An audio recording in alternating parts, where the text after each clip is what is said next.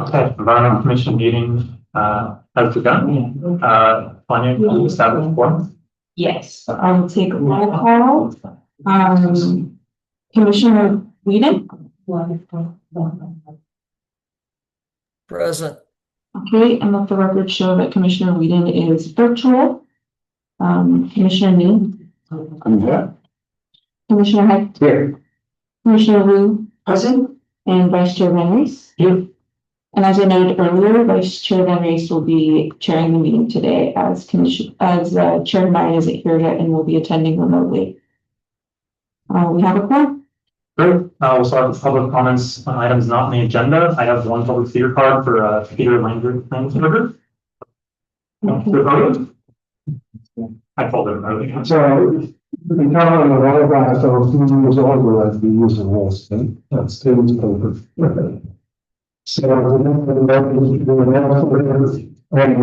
also sharing this climate action committee, but I'm to speak on behalf of myself and a group of residents who are concerned about the proposed use of artificial turf on the dog park here at Hillview.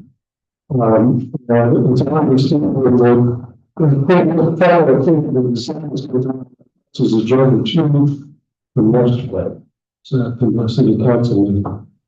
It's nothing with installing artificial turf at the dog park sets a dangerous precedent. Residents think that the dog park will certainly be proposed to larger areas like playing fields and other park spaces. And that directly contradicts the Environmental Commission's goals, including the 2025 work plan to promote green sustainable landscaping. Artificial turf, of course, is not a great solution.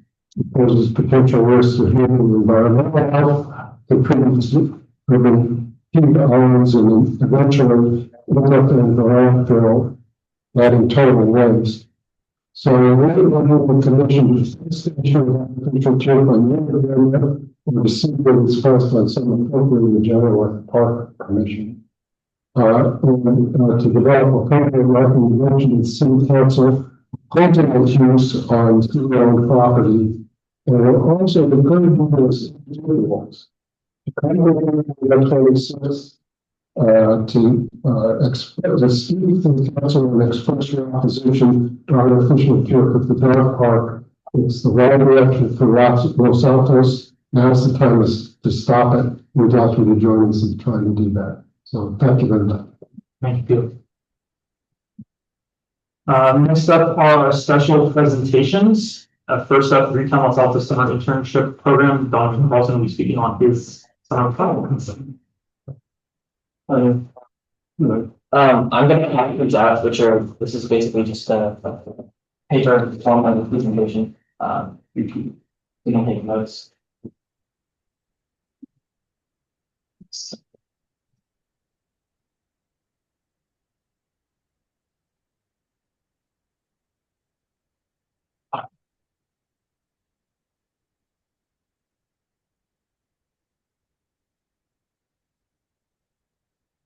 Okay. Thank you so much, Commission, for having me here today to present on the findings of my Greentown internship. I'm Donovan Carlson with the Greenscapes Changemakers program, and I'm here to present to you on an update about my endeavors to involve residents in the sustainable landscaping, specifically the goals outlined in the green community section of the CAP. But first, I want to talk a bit about my experiences during the internship, which informed the plan which I will propose to you today. So with the broader idea of bolstering the green community meant to sustainable gardening, I came to you in June for advice about how to best implement the CAP's goals in the residential space. And he provided me with some extremely helpful anecdotes, such as the idea of learning about xeriscaping, using demonstration gardens as educational sites to show what sustainable landscaping practices would look like in an interactive way, and utilizing existing city initiatives such as the Water Efficient Landscaping Ordinance. These ideas all really reinforce the idea in my mind that outreach to community organizations should be based primarily in water efficiency and the other interconnected principles of sustainability. So this brings me to the work of my capstone thus far, which was to interview local organizations who have experience working with residents in sustainable landscaping. And I interviewed them according to asking them about the current projects they were doing to do outreach to residents, kind of what suggestions they would give for future projects, and what the outreach activities might look like. And from answering these questions, I've developed a list of organizations and I've proposed a means for you to connect them to residents. So I'm proposing that you and the commission form a subcommittee which can then implement the CAPS Green Community Outreach Plan to link local organizations. These organizations would do all the work directly with residents and then report back to you on their findings and yeah. Next slide, please. So in implementing the CAPS outreach plan for providing green landscaping resources to residents, it's important to teach sustainability according to these 4 pillars, that being water efficiency, pollinator friendly, preserving soil fertility, and being zero waste. In the context of green landscaping, zero waste refers less to plastic waste and those kinds of outputs, and more about reusing resources from within gardens. And an example of this is in the Heritage Orchard, how we reuse the fallen apricots to make jam. Native plant gardens serve as prime habitat for pollinators, where it's important to make sure never to use non-organic pesticides, as they're like potent pollinators. We also preserve soil quality by using a layer of mulch. And what these examples all show is that it aligns with the language of the CAP, specifically its green community section and suggestions for how residents can get involved.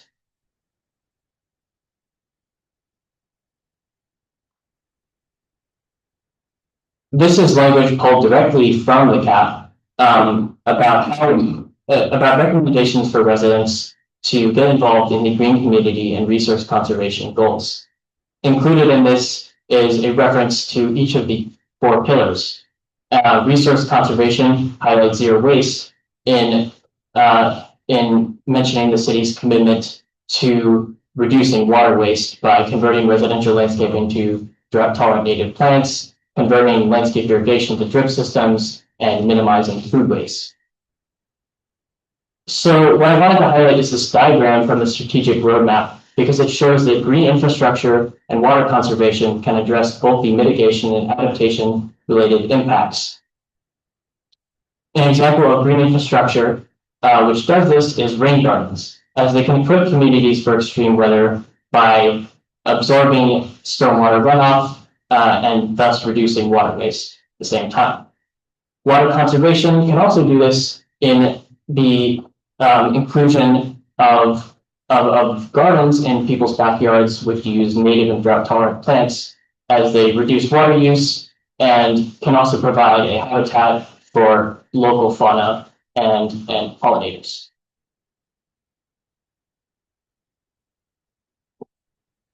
So after conducting my interviews, this was a list of local organizations with experience teaching residents about sustainable gardening. Included but not limited to some of these organizations would be California Sisters Landscapes, Los Altos History Museum, Greentown Los Altos, Grassroots Ecology, California Native Plant Society, the Foothill College Department of Environmental and Horticultural Design, the Garden Club of Los Altos, and finally Valley Water and Cal Water. Many of these organizations have experience working directly with residents to teach sustainable gardening practices. Valley Water and Cal Water are important because they address the fiscal needs of residents by providing rebates or resources to establish rain barrels, irrigation systems, and any other means of establishing water efficient appliances. So what have these organizations done already in terms of sustainable landscaping? Well, we've established and helped maintain demonstration gardens. Included in a list of these is Redwood Grove, managed by Grassroots Ecology, the Heritage Orchard, the Loyola Corners Garden, the Woodland Branch Library, which is managed by Greentown Los Altos, the History Museum, which is not yet used as a demonstration garden, but contains water efficient landscaping, Foothill College, and LEED certified city gardens, also which are not used for this purpose, but have the potential to be used that way.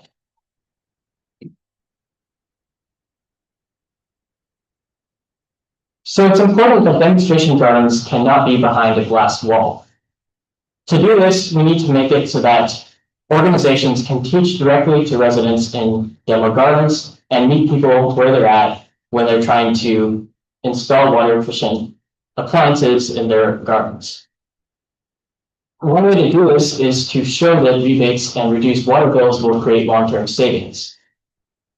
Providing these resources all in one place, such as the Cal Water and Valley Water rebates, is key for this. And also connecting people to service providers, such as irrigation surveyors who can help people to install the necessary water efficient appliances, is also really important.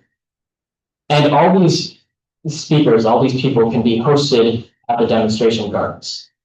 Examples of outreach would include a speaker series in which speakers from Cal Water and Valley Water, their speakers bureaus, can discuss irrigation and landscape design and their current rebate programs. I spoke with Vijay Jagannathan, who works at the Foothill College Environmental and Horticultural Design Department and also is an irrigation surveyor. And she said that providing residents with the necessary information to see that they can gain long-term savings by establishing water efficient gardens was really empowering for them, and that it really kind of shook off that initial anxiety that they might have when trying to establish a more sustainable garden. Other examples of resources would include social incentives, so using bulletin boards and discussion groups to really create a community with a common interest in making their gardens more sustainable. And also, you have the opportunity to certify your garden to be pollinator friendly, which you can kind of wear as a badge to show that you care. And then finally, we have the provision of a resource hub, which could look like a page on the city sustainability website or a pamphlet in which all the relevant rebates would be listed, the people to contact for the irrigation surveyors, any other resources which would be necessary for residents.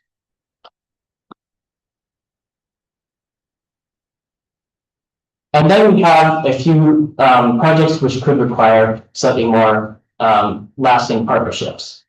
This would be a greenscaping fair or a home garden tour. And these ideas were inspired by existing projects with the Living Electric Fair, which had great success, and the Aptera Green at Home tours. The Spring EV Fair could be a place to host some greenscaping partners at a couple of booths, just like before the project is kind of in full force, to just have a way to gauge people's interest in greenscaping and reach out to a few people, provide them with rebates through Valley Water and Cal Water, show them in an interactive way what water efficient appliances might look like. And then as the coalition of organizations grows, this could evolve into a larger greenscaping fair. The idea of home garden tours is inspired by the Aptera Green at Home Tours program and would hopefully allow people to sign up to have their homes toured or their gardens toured for sustainable landscaping appliances.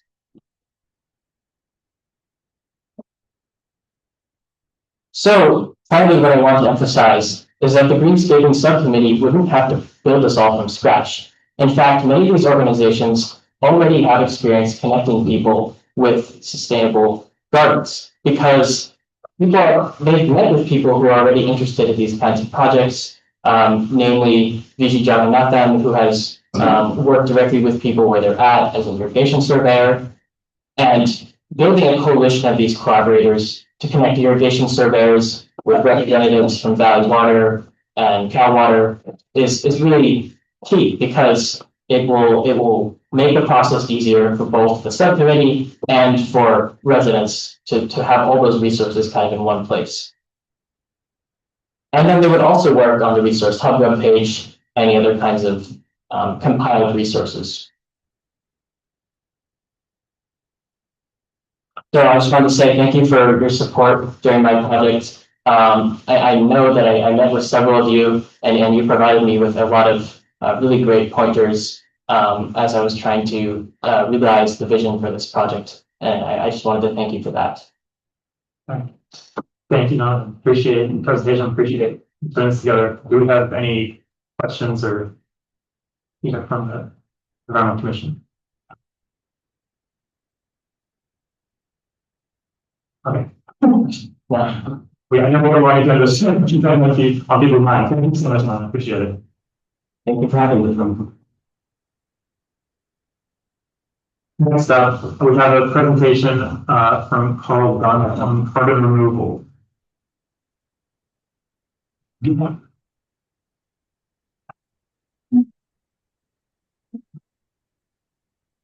This evening, I'm gonna bring up my slides.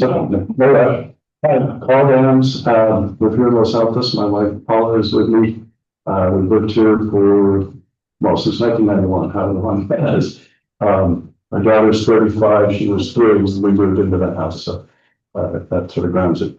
And I'm here to talk about carbon dioxide removal. Is that a new idea, or people have already heard of that? Hopefully people have already heard of that. And interestingly enough, there's a specific opportunity for Los Altos to participate in a meaningful way. So that's what I'm here to talk about. And to cut to the chase, I'm going to ask that a future city council meeting include an agenda item on this topic. And it would involve potentially $5,000 spending on the part of the city. So I want to say that up front, just so everybody understands kind of what the ask is. Okay, so we can go ahead. Next slide. Great. So talk a little bit about what carbon removal is, and also importantly what it is not.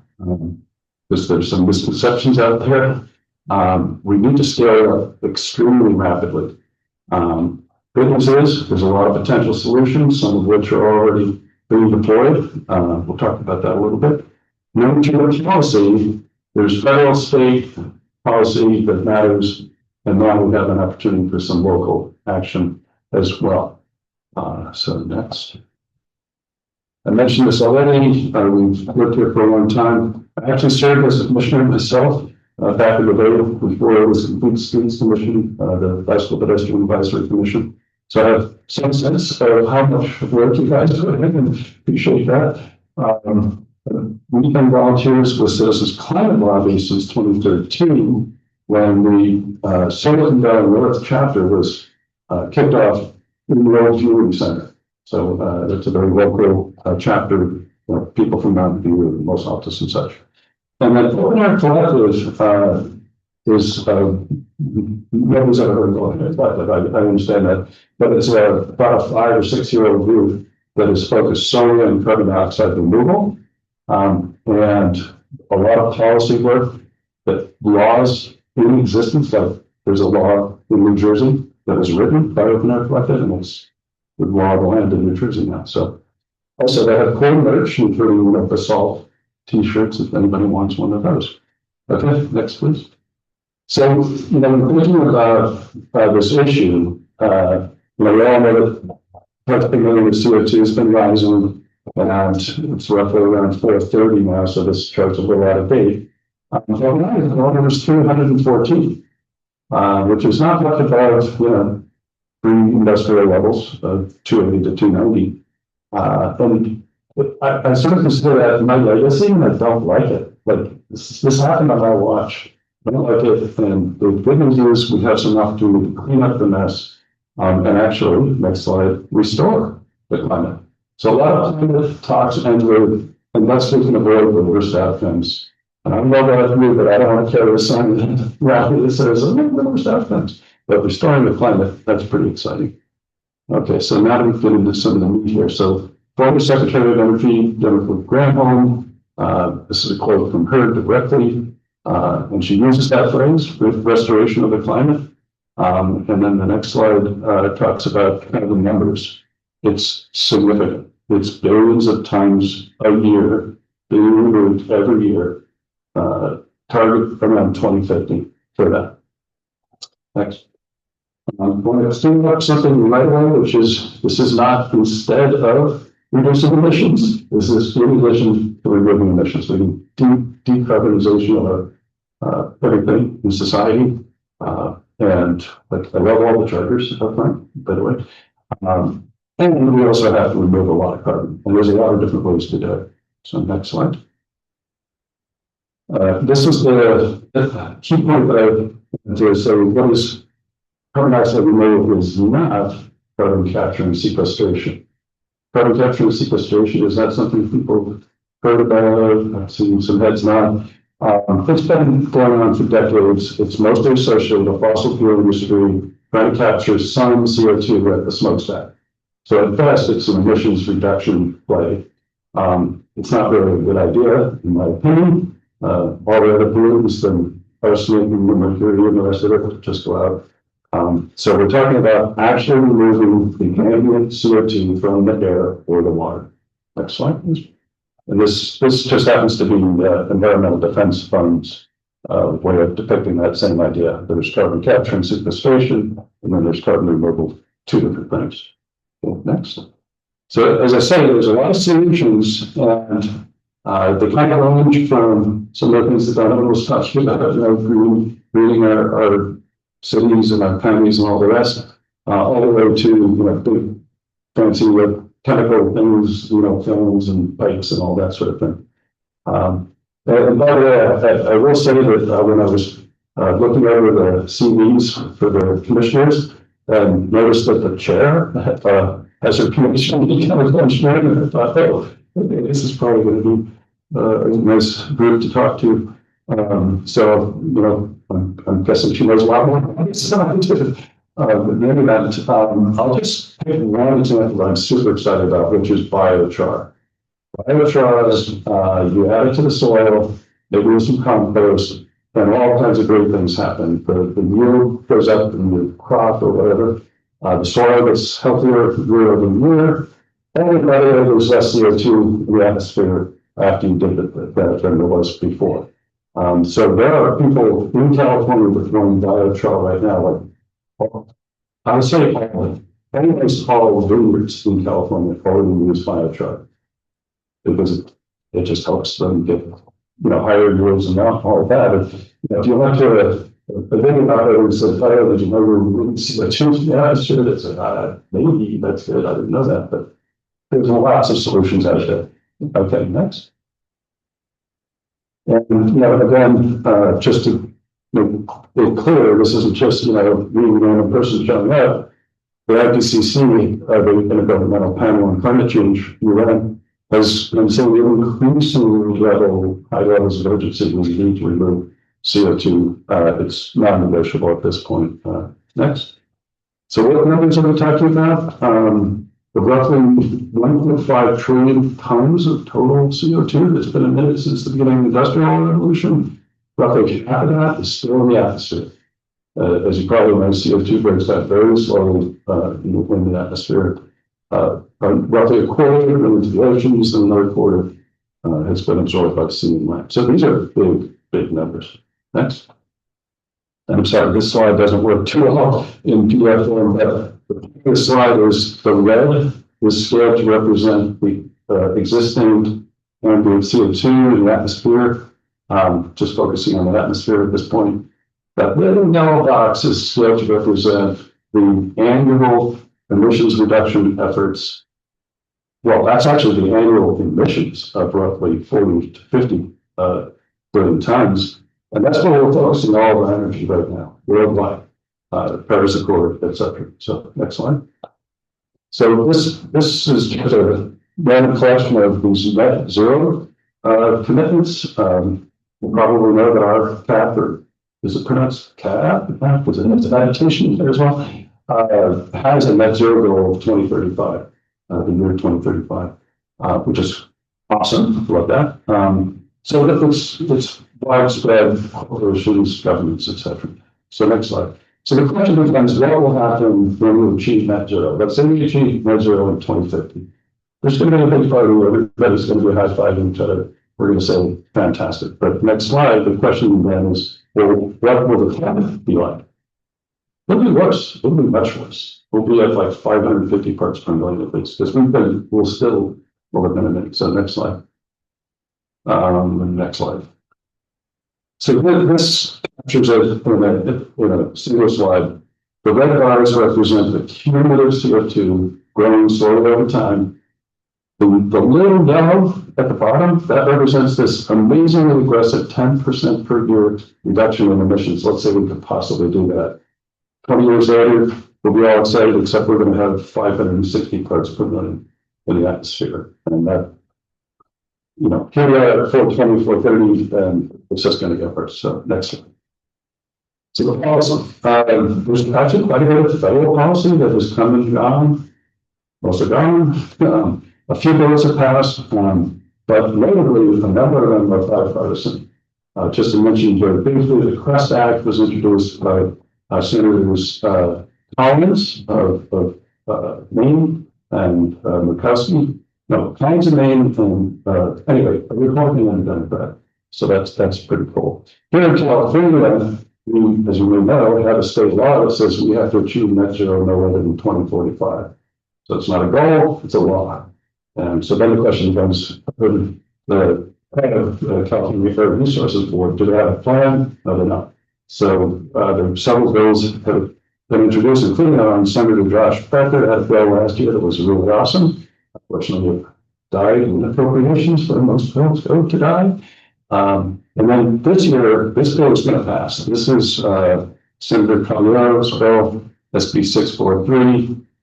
It's got one last hurdle. All indications are it's going to pass. And that will be excellent because that will mandate that the state actually procures CDR services to help kickstart this rapid growth that we need to achieve. And then locally, I've been working with other people on this citywide program, and the Menlo Spark folks, Brian Schmidt will be somebody who knows him, but anyway, he's working on this, and he's actually got a city staffer that has come to some of the events, like in April, Stanford had a trust on greenhouse gas removal, and the Menlo Park city staffer attended that event along Brian. And of course, here we've got our Catholic slide. Has clear text saying we need to achieve, or not need to, but we have a goal of achieving carbon neutrality by 2035. It even mentions some very specific ideas, sequestering remaining emissions through nature-based solutions, innovative carbon sequestration solutions, community-based sequestration projects, and local carbon offsets. That's very clear language. I was really excited to see that. So next slide. So this program called the Carbon Removal Purchase Challenge. It's a long name, but it was just launched about 2 months ago. And it's intended to let every city in America participate in a meaningful way in helping kickstart this industry. Next slide, if you would. And importantly, unreached local interest, support, and ideas. To me, that's one of the biggest benefits of this purchase challenge, is to get people becoming aware of it, of the possibilities. What do you mean? We could restore the climate? How do we do that? Etc. And then to grow the demand for carbon removal as well. So next slide. Specific request that I would love for you to pass on as a recommendation to the City Council is to put this on the agenda for a future meeting of the City Council. I am open to your feedback here tonight.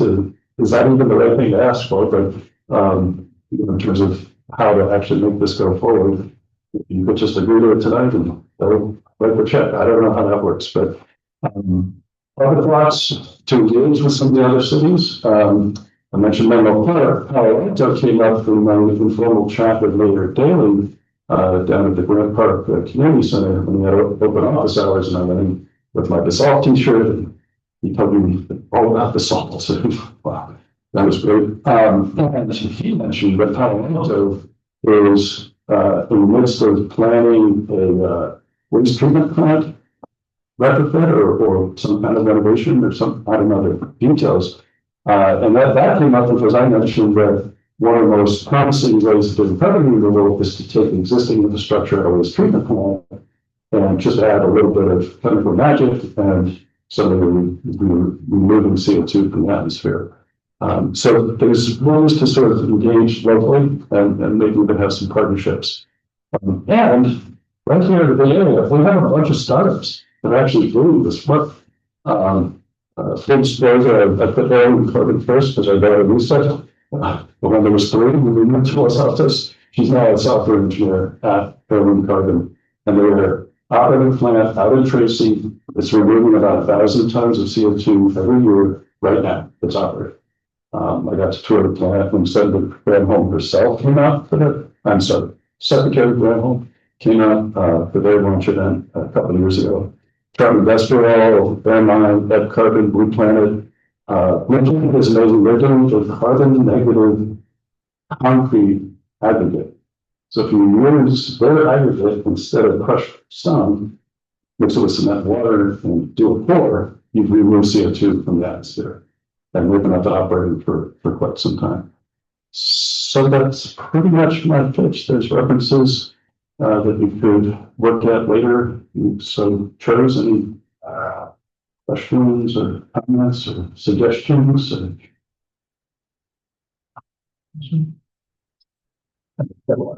have a question. First of all, thank you for the presentation. So the request to allocate 5,000 to fund local CDR in support of net zero goal.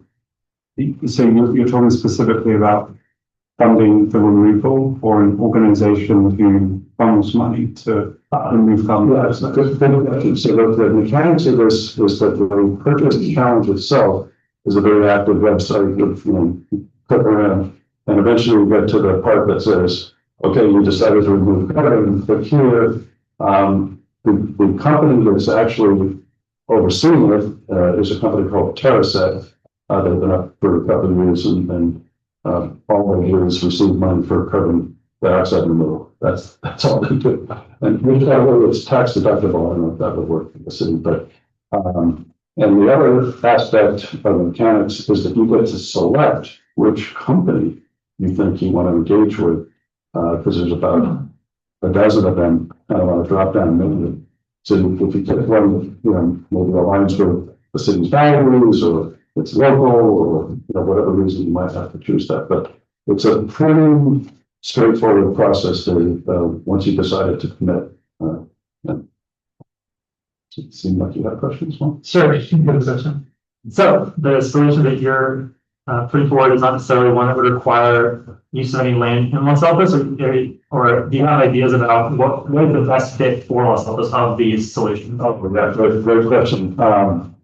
It would be exciting to action training, I don't know, some kind of wetlands, maybe down on Doby Creek. I don't think that's the answer. I think the answer is to recognize that, for example, there are local companies that can just do the work, either directly removing CO2 from the air, or for example, there's a company called Creek Carbon that can hook up to the waste treatment plant.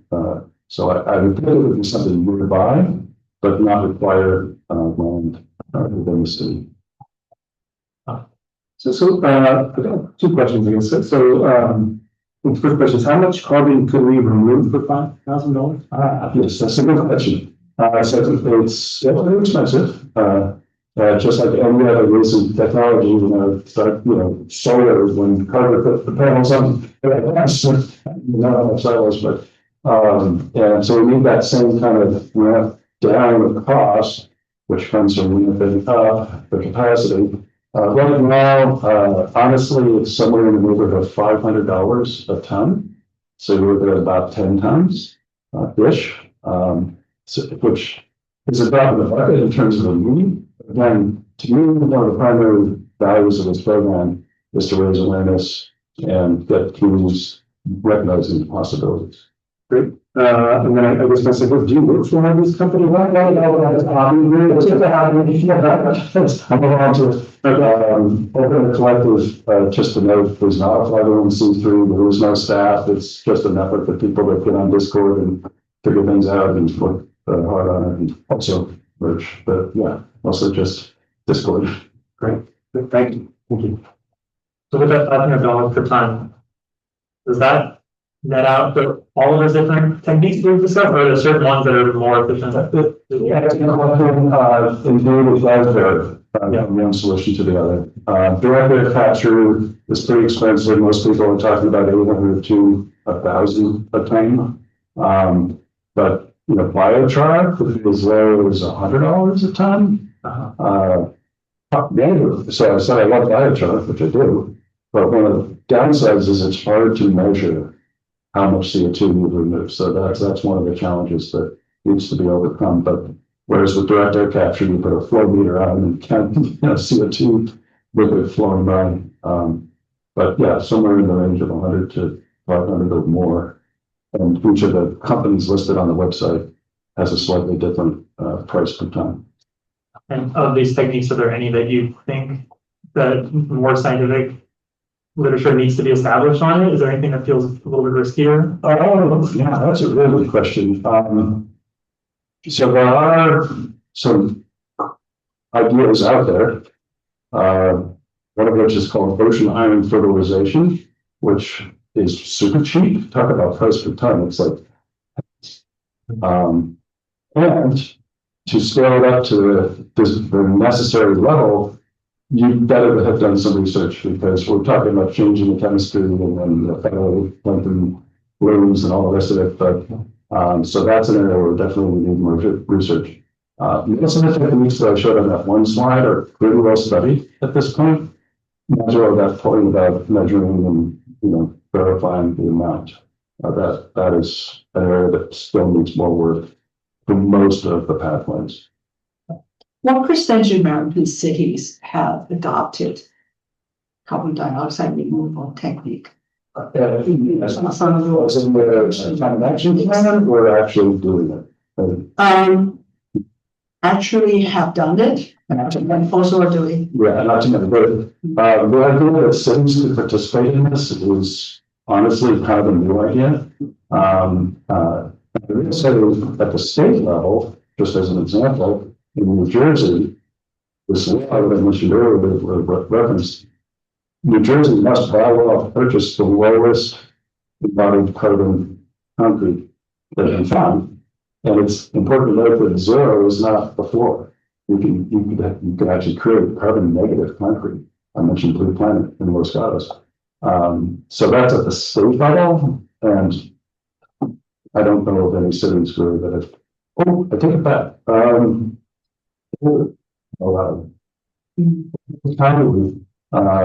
Sustainability, I mean, Susie Strike, yeah, she's already, the 5,000 is in the bank. I think that's the only one so far. But I will say that, and we can just ask AI this now, it's so cool. All the climate action plans in all the cities in the US, how many mention a net zero goal? And it's non-trivial. It's like almost half, which is cool, I think.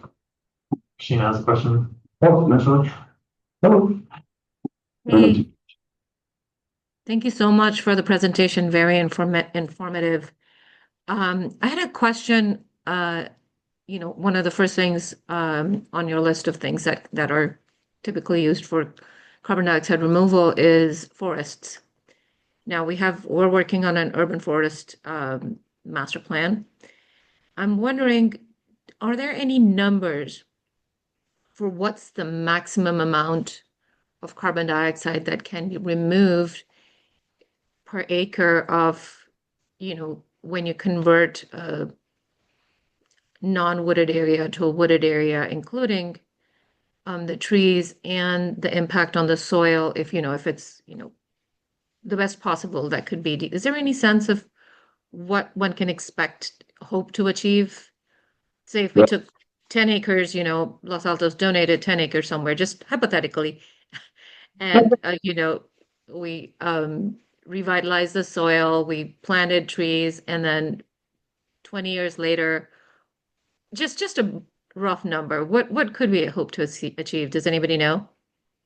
Yes, I can't answer it live right now for the 10 acre as hypothetical. But I definitely can assure you that there are people that know the answer to that question. I think that's important. There's a simulator called ENROADS, EN-ROADS. I know ENROADS comes out of MIT, and they had a carbon removal section that's relatively low.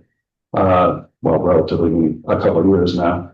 And if you take a slider for afforestation and slide it all the way over to the right for the whole world, there's a graph that appears, and you see like, wow, that's a lot. And then we had a dotted line just for reference, landmass of India. And the total number of tree planting acres required is something like twice the landmass of India. And so, you know, yes, we can plant a lot of trees, and yes, they're going to help pull CO2 out of the air, but that's not going to be sufficient. It's just one of the many things we have to do. Yeah, well, I guess my question is not as a single, one way of removing carbon, but as a, complete strategy. Would we be maybe 1% or 2% of all the carbon we needed removed? Well, From local land use improvement? But I would love to follow up and get you a good answer to that, with proper citations, et cetera, because it's an excellent question. I think we'll include the same. Presentation. Thank you. Appreciate it. Okay, now we go to the meeting minutes. Approving minutes from June 11th meeting. And before we jump into the edits, I made an edit myself and I already amended it, uploaded it, for the commission meeting. And it's the person who seconded the minutes. So if anyone noticed that, I already made the edits and updated it. Cool. Yeah, I noticed. Okay, there's someone. I'd have you make a motion to approve the minutes. Oh, Don, is it? Don? Yes, I have a comment that maybe you might want to correct in the minutes, and I think that the working pair on the building electrification is Tom and a column, not myself. So you may want to correct that. And then my second comment on the minutes was I believe the future agenda items, when you put in parentheses June, does that mean that those are topics that came up at a past meeting rather than something queued up for a future meeting? That means a future meeting. So in May, we were saying that topic would come up in June. Okay, so those are potential topics that could come up at future meetings. Yeah, and we were identifying them for the month of June. But if they don't come out in June, they can come back. Does that make sense? Okay, thank you. Make a motion to approve the meeting minutes with Don's amendments. Second. Okay, we have to take a vote individually since we have people attending virtually. So Commissioner Whedon? Yes. Chair Ryan? Yes. Commissioner Nee? Yes. Commissioner Hecht? Yes. Commissioner Liu? Yes. Vice Chair Van Raef? Yes. Okay, the motion passes. Super. Next up is Silicon Valley Clean Energy 2025 model codes discussion. I just want to mention, it's a big public comment. The procedure will be, we're going to cover the material. The commission will just have any clarifying questions and then public comment with that. Making it quick. Okay.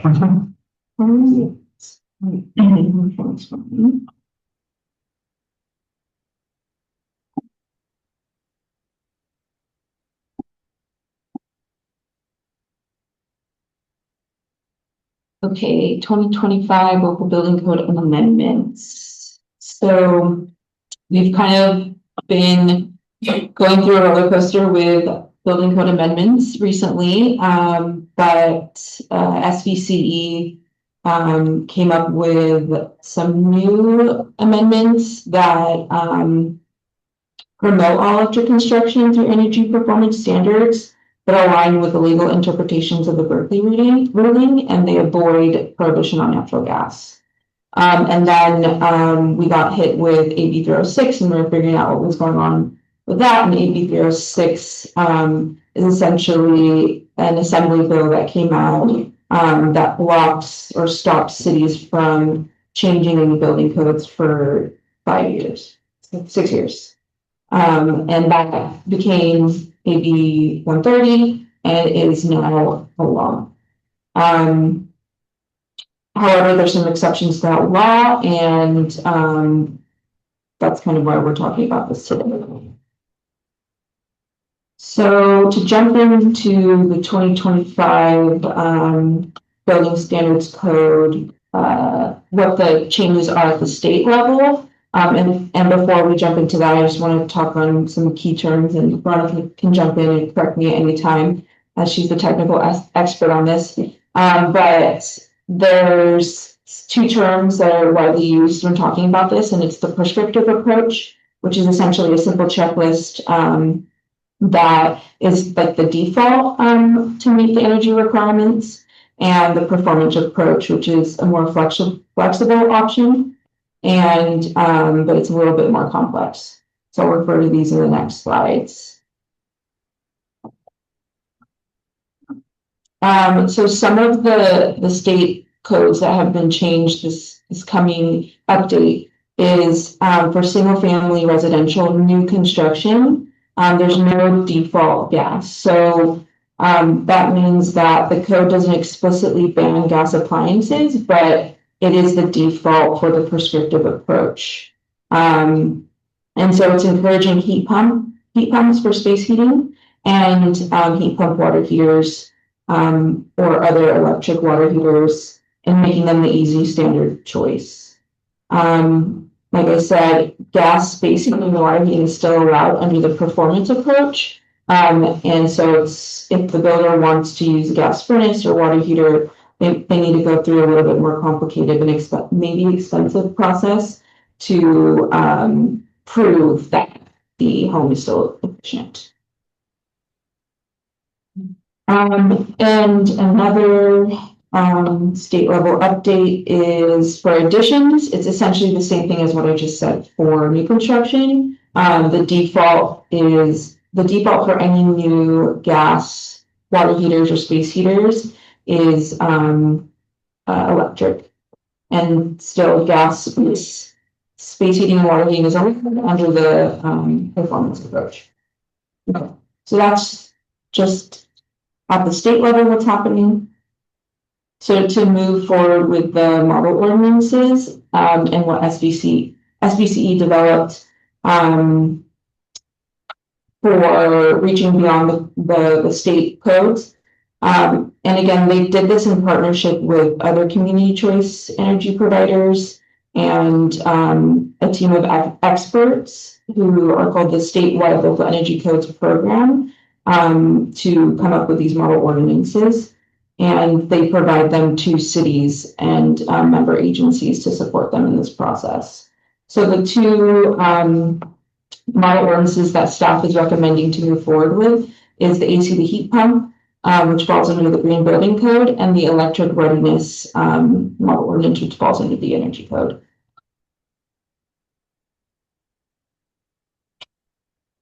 And so for the AC to heat pump, it's a time of installation requirement. So when a builder is going to change their, or an applicant or resident is going to change their air conditioner, they can either replace it with a heat pump or implement additional energy efficiency measures like insulation or air sealing.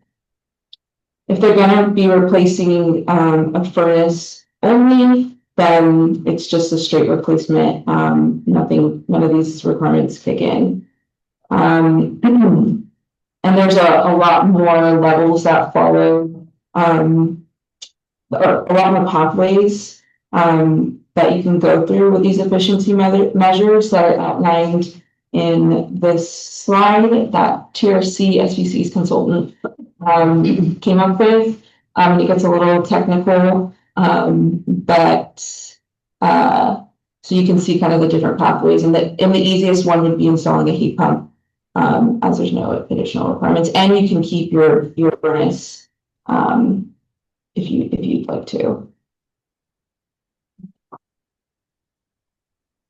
Okay, I'm just going to skip through this one. This one just provides, the comparison between the two. And for electric readiness, it's a time of renovation ordinance or requirement, and it's essentially requiring basic electrical setup during renovation or big construction projects. And this can help avoid costly and time-consuming electrical work later on.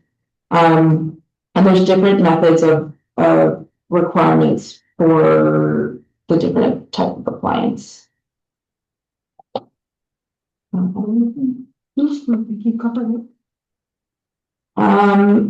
So this is an example of some of the cities that have already adopted these model ordinances. There's also an additional ordinance, the Flex Path one. And right now, I think Sunnyvale just went forward last night to adopt the AC to heat pump and electric readiness ordinance for the first reading. And I think Campbell is going for AC to heat pump, and there's other cities, I think Palo Alto as well, that's doing this. I don't know all of them off the top of my head, but there is a handful of cities in the Bay Area that would be added to this list. So the timeline for this is we're aiming to have a first reading of the draft ordinance on October 14th, which is the first council meeting in October. And if council agrees to move forward, then the second reading would be October 28th. And after that, we would submit to the CEC and the California Building Standards Commission and wait to hopefully receive approval in November and December before the codes go into effect by 1/1/26. And that's it for that. So yeah, our staff recommendation is to move forward with the adoption of the 2025 model codes, AC heat pump and electric readiness, and to the City Council for adoption concurrently with the 2025 state building code updates. Any questions? So there were 3 model ordinances proposed by SVC, and our staff is supporting 2 of them, not the Flex Path. Please give me like a 2-second summary of what Flex Path is and why we didn't support it. So the Flex Path one is similar to the performance approach, where it gives a lot of flexibility, but it requires a lot of staff time to review the different. You have to come up with like a scorecard, and there's like a different ways to come up with a scorecard, and it would just be very intensive for our staff, from my understanding. Okay, so 2 staff intensive rules. Okay. I think given the time that we had when we made the decision to move forward, but we did. Okay. And are we accepting the model ordinances verbatim that SVC is proposing? Okay.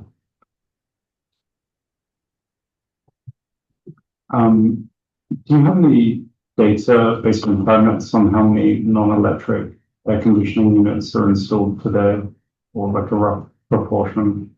For the whole city? Yeah. We do not have that information, but I can tell you, I think do we have that? We have a snapshot of 2 areas that we're going to show later on. Which it was just for 23 and 24. But your question is non-electric, not necessarily non-heat pump, but every AC that goes in is. Yeah, sorry, non-heat pump. Yeah, units? yeah, we analyzed the data for 23 and 24, all mechanical permits that would be captured in that type of permit, not necessarily in the full edition or those other permits. But yeah, we looked at all of the permits for 23 and 24, so we're gonna talk about that later. Can't see Rashina and Don, so I don't know if they have any questions. So, let's see.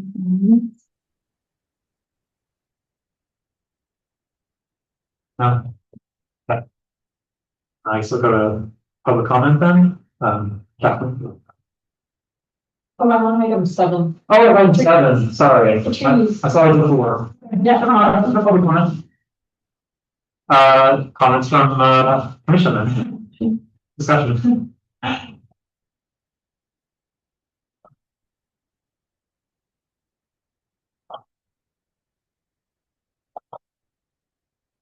I think I'm supportive. Well, in theory, I'm supportive of any which that encourages electrification or that's what it's to move the ball forward. I think the AC to heat pump, I don't quite understand.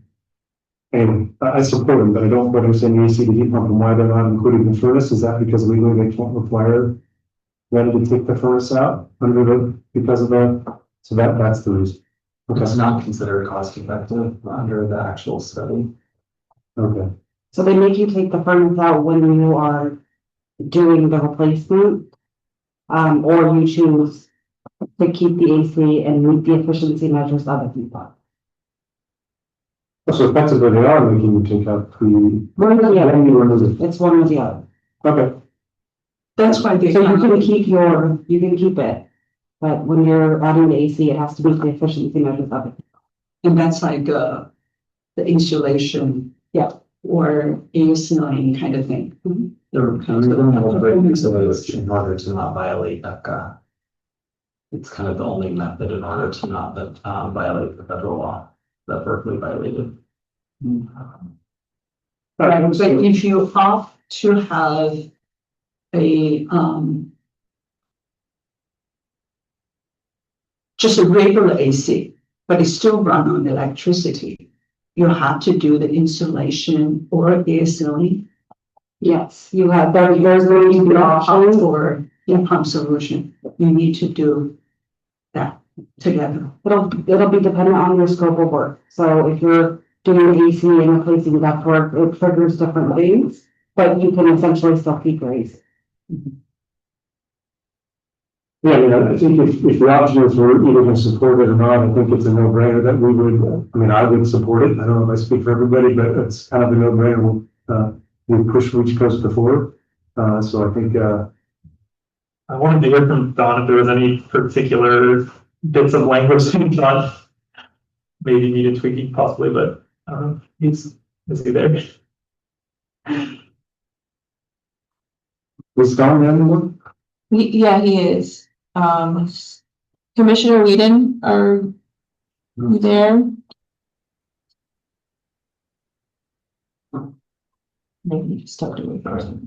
Am I reading this? I'm here. It's hard to hear everything, but I'm here listening. What was the question?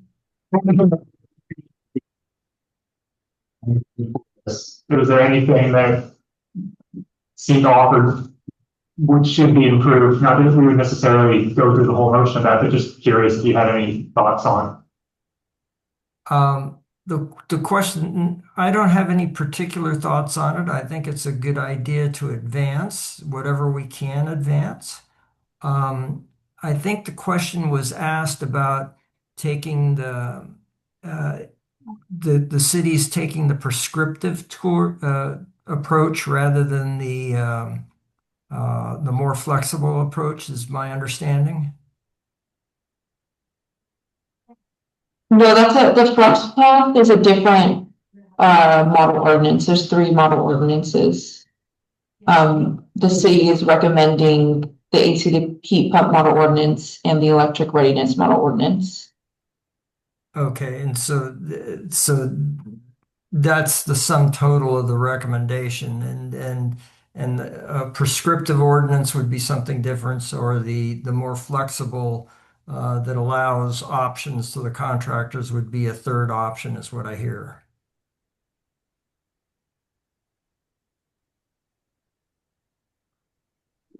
We're not doing it. Yeah, yeah, we're not recommending the flex path. Okay, well, I'm supportive of that. Okay, Okay, just coming from my side, I mean, I'm very much for this, but I will point out something that might come up is I looked at the feasibility study and it did say that for certain home types, it's the cost effectiveness of upgrading to a heat pump is not a home run in certain like post 1978 homes in climate zone 15, which I believe is the one that we're in. We're in climate zone 4. Oh, yeah, okay. Yeah. What would be climate zone 15? That's a good question. We'd have to look it up on the map. So basically, what the study supports is cost effective for all home types and what's our cost then effectively. Okay. Yeah, it might be for colder climates where it's not Mhm. cost effective. yeah, that was a little confusing read through material. Felt like it should be California centric, but Yeah. references elsewhere. Okay, so the motion moving forward is just the Island Commission supports this moving forward to city council? Yeah. Okay. Rashida? Well, I had, I guess, a question I should have asked in the question round. So for the heat pump section, it's if you're replacing, remind me, if you're replacing your air conditioning, you have to do a heat pump, or you have to do a few different things that could meet that criteria if you're still installing an HVAC unit. Correct. Is that correct? Yes. But if you do the heat pump, you don't have to do any of the other efficiency things. Is there any way to incentivize people to do both if they're doing, kind of, yeah, you could do this or you could do that, but if you do both of them, then something good happens. Is there any way to incentivize that? We're going to building code. That would be something a part of a code adoption. Okay. Yeah. In general, I support moving forward with whatever we can move forward with. And take any wins we get. So I would support it. When we come to wood, that's just Climate Zone 15 is an Imperial County along the border. So. Okay. I'll make a motion to, recommend this city council. I'll second that. Okay. Okay, to the vote, Chairman Ryan, oh yes. Commissioner Whedon, Yes. Commissioner Neal, Yes. Commissioner Heck, Yes. Commissioner Wu, Yes. Vice Chair Van Race. Yes. Okay, the motion passes. Thank you. All right, next up is an informational item, FY 25-26 City Commission support budget. Yeah, and that's just the informational item, so for discussion. Right. Do you ask a question or not?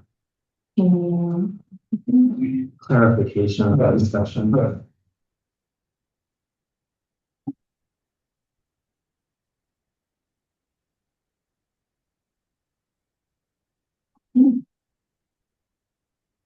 So I'm still trying to find out what that feasibility study was. That's kind of right.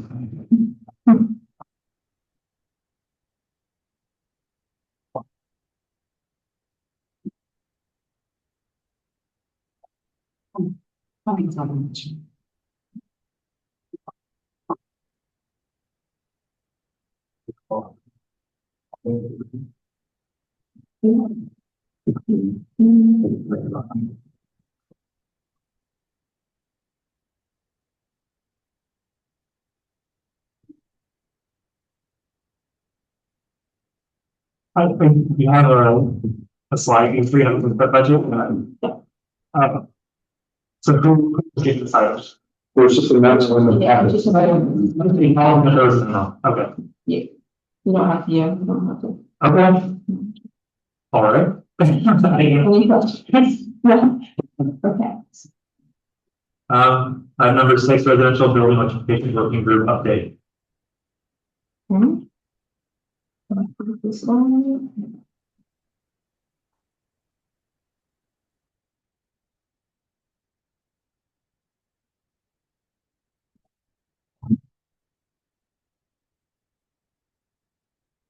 Okay, so this is a set of items that, Home and I have been working on for the last 2 months. I think we updated you a couple of months ago. And I think the main purpose of this presentation is to discuss our proposals. And ideally get approval for everything we're proposing.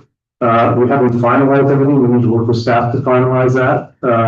But to get approval to go ahead and work with staff within the broad parameters we've work through, and then once we work with staff, if it needs to go to the council, then it authorizes us to go to council. So that's what we're looking for today. First slide. So give them a quick overview. I think we all know the cap drives us to carbon neutrality by 2035. We're probably behind. We haven't been an official measurement, but we're probably behind our goals where we want to be. We know we need to accelerate a lot of things, and electrification of buildings is one of them. Recently, the federal government has removed a number of incentives rather aggressively, in a much more drastic sense, I think, than most people were expecting. That includes all tax incentives for homeowners for the next 3 years that we were expecting. It also includes things such as calling back the loans that the government has committed to for a lot of those projects. So the key point is the federal government is making moves to drastically disincent electrification. And so the good news is the local government does have tools and ability to fill that gap. And so we kind of thought through that.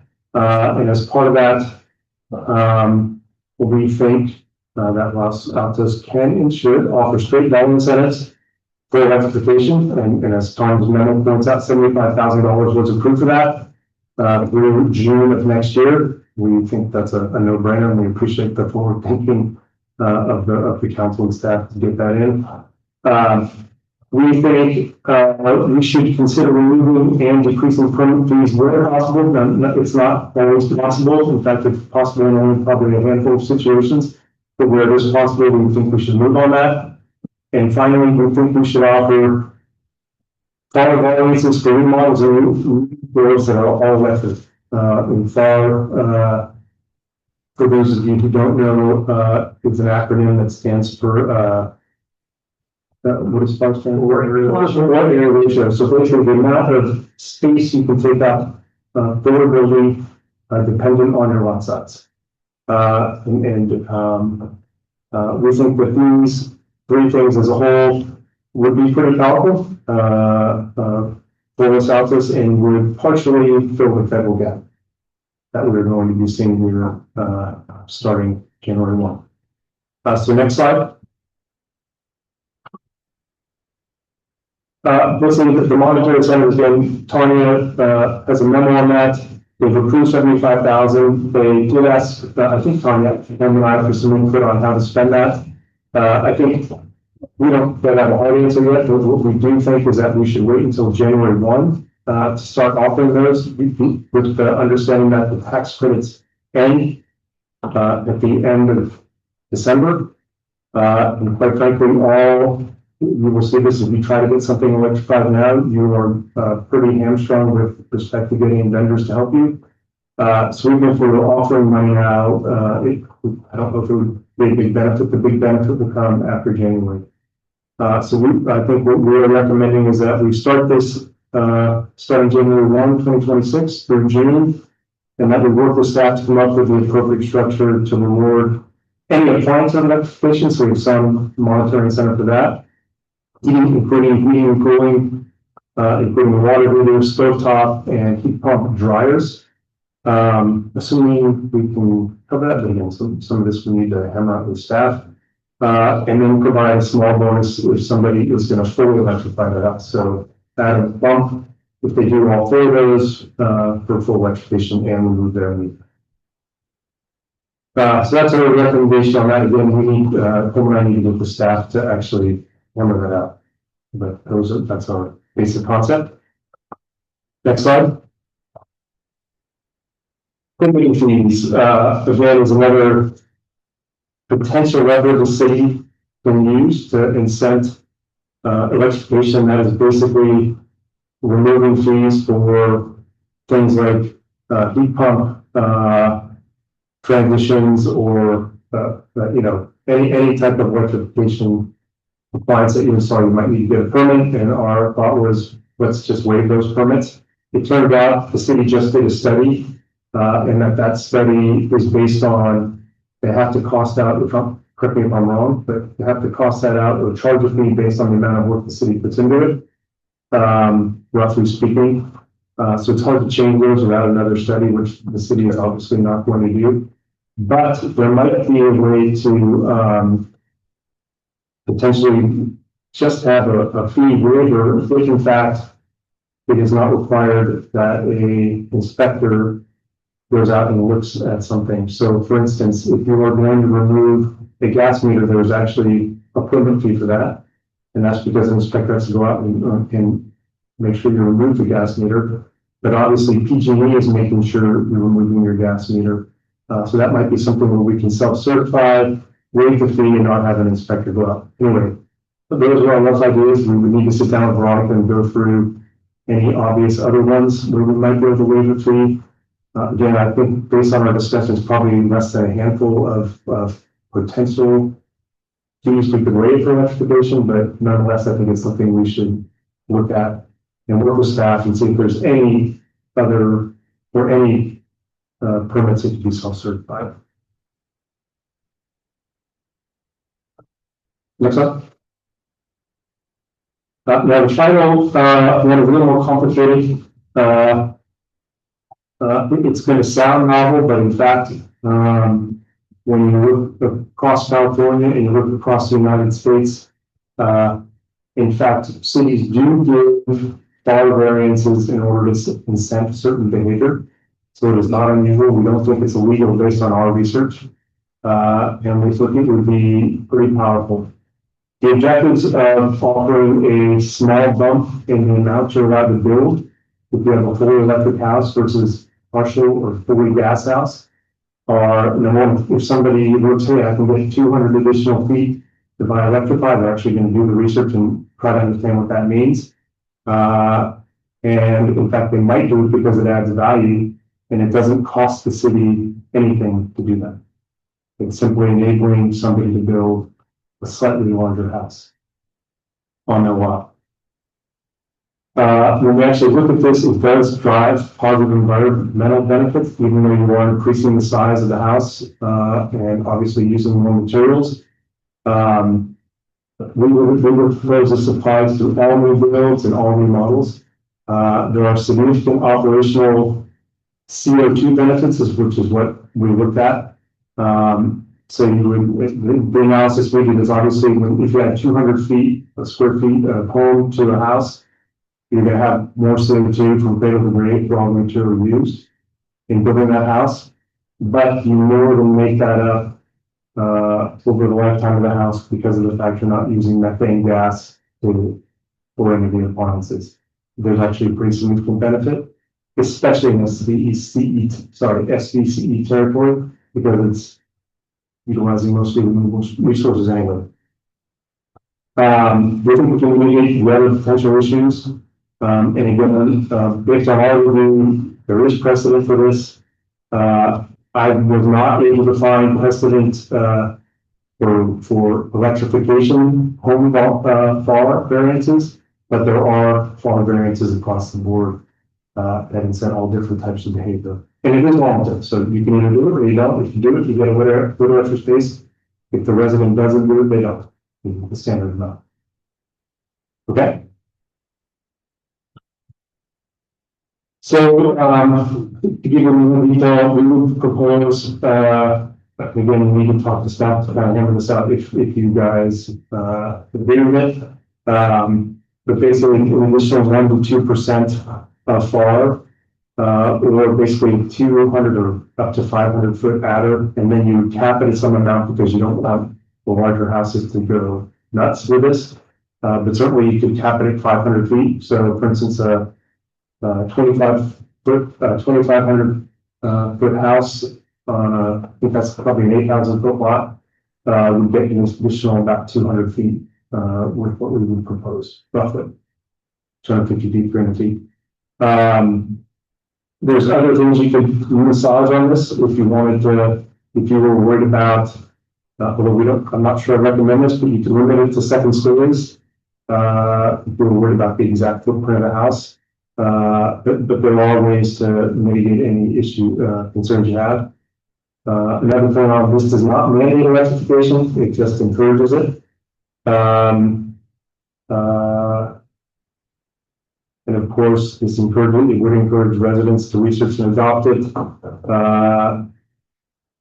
It helps overcome cost and design headaches of electrification by giving them a little bonus. It aligns tightly with our cap. It provides a carrot instead of a stick. It's voluntary, and it reinforces state climate goals as well.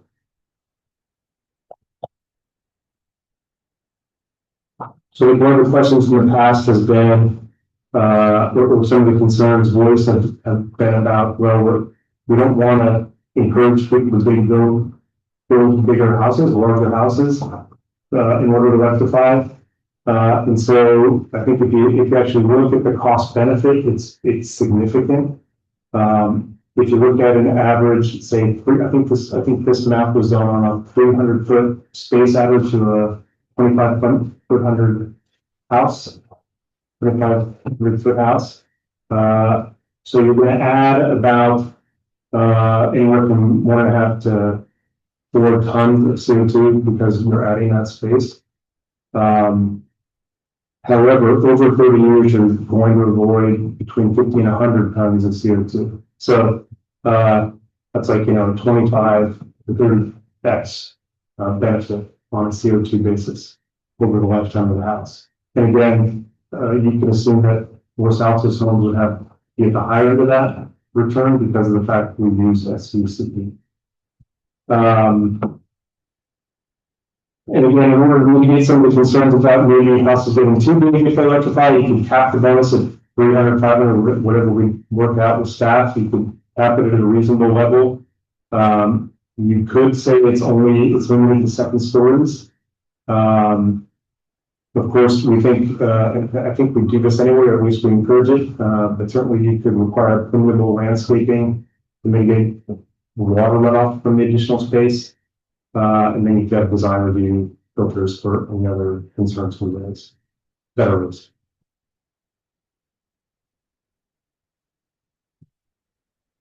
Again, there are significant environmental benefits, even with the FAR bonus. It's a huge CO2 bonus to remove gas from any house. And of course, by electrifying and reducing indoor pollution across the board. Okay.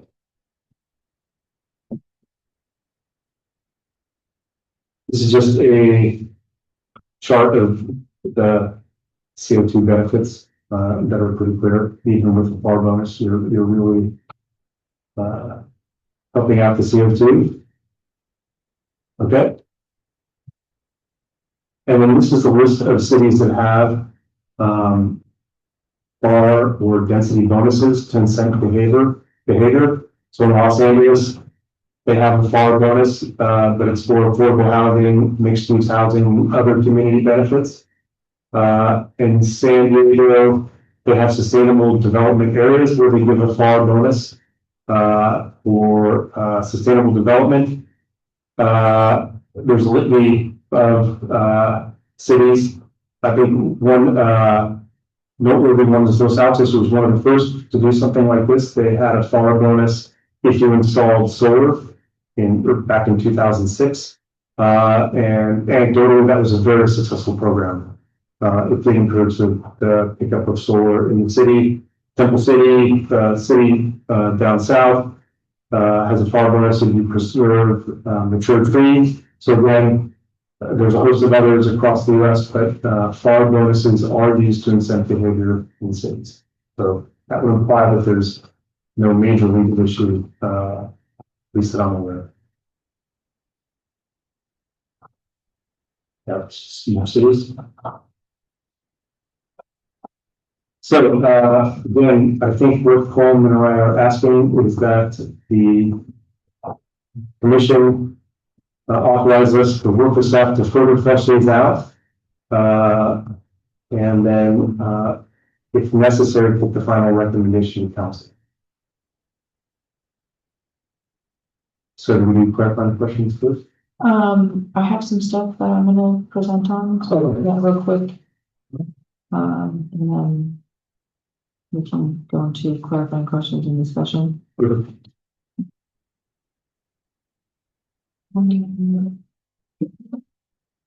So to go back to the permit data and you know what it's been looking like for electrification in Los Altos.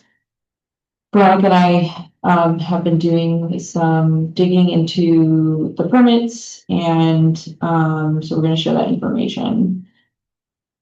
So for total new construction projects from 21 to 25, which is when our REACH code was implemented, you can see that we analyzed about 275 permits.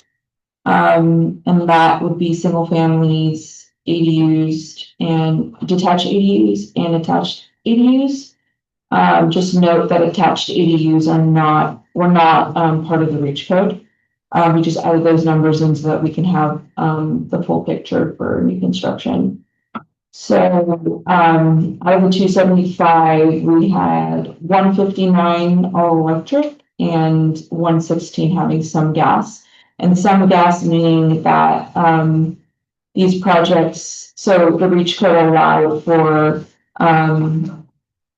cooktops to still be gas. So some of the data is showing which took gas for cooktops, and then for the attached ADUs, there's some gas in there as well because they weren't part of the REACH code.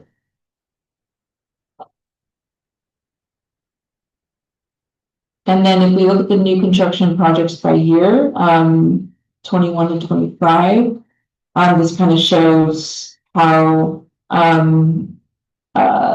the permits like shifted from year to year.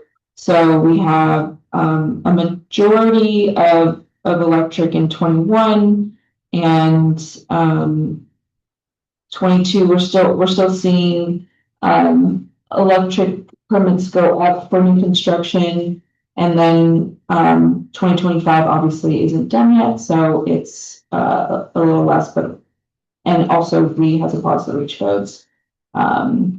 So, and again, the gas is taking the exception for cooktops. So it doesn't mean that the entire building was gas. And then I also broke it down for new construction by appliance type, just so that we can see where that gas is. And out of those projects, we're still seeing a majority electric per appliance. And obviously, because the REACH could allow for the exception of cooktops, that's what we're seeing the majority of appliances. And the other gas in this chart is going to be likely for those attached ADUs. And then for HVAC permits by year, so we looked at 23 and 24 since we don't have all the data in 2025. So we're seeing in 2023, 60%, almost 60% of all permits were for heat pumps. And 2024, that number went up, at almost 65%, for heat pumps. And, we've looked at some of the data already in 2025, and the data is showing that this number is increasing.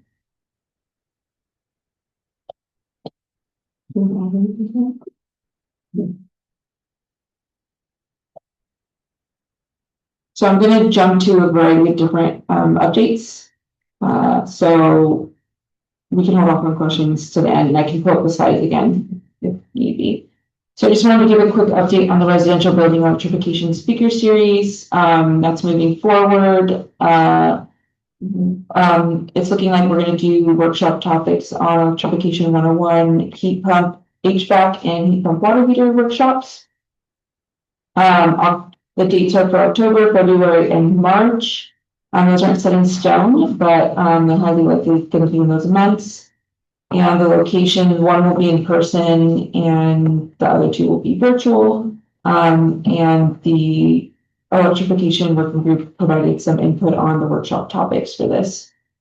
Okay, so the next item is going to be some outreach we've been doing. So I updated the city website to have the SBC Go Electric Advisor. We've been talking about that a lot in our meetings, and it's live. And again, it's a place where SBC customers can go and ask questions about going electric. And there's a live chat. There's a person you can talk to, and you can email. And so definitely recommend promoting this. I also updated the residential building electrification tab and updated all the rebates that are available right now. A lot of them are not available that we had previously. So it's mostly SVCE rebates. And then I kind of reduced some of the information that was on there. We're distributing a flyer in City Hall at the community center, talking about the SVC rebates. And we are in the process of coming up with a pre-wiring handout to pass out during the permit process. It's still in the works. We're working with SVC on that. And we have a new communications analyst who has revamped the city newsletter. And so like before, we're still promoting electrification through the city newsletter. And these are some of the ones we've done in the past few months.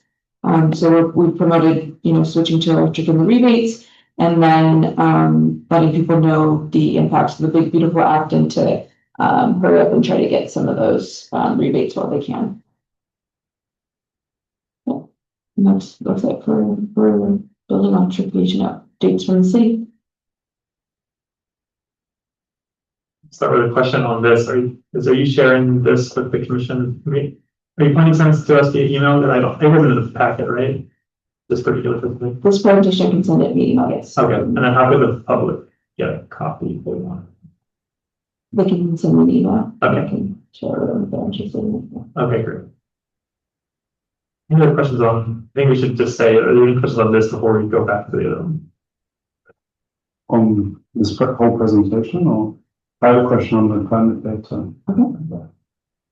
Actually, so one, as you mentioned, the red pillar, some of them are kind of partial gas, and if there's a cooktop that's gas, it will be in the red column. Is that correct? These graphs, yes. So for 2021, 22, 23, and some of 24, the only ones in the red should be cooktop and fireplace. Part of 24 and 25 could have anything, because that's when we paused. Okay. Mm-hmm. And this is just new builds, not remodels, right? Yes, that is just new construction and detached ADUs.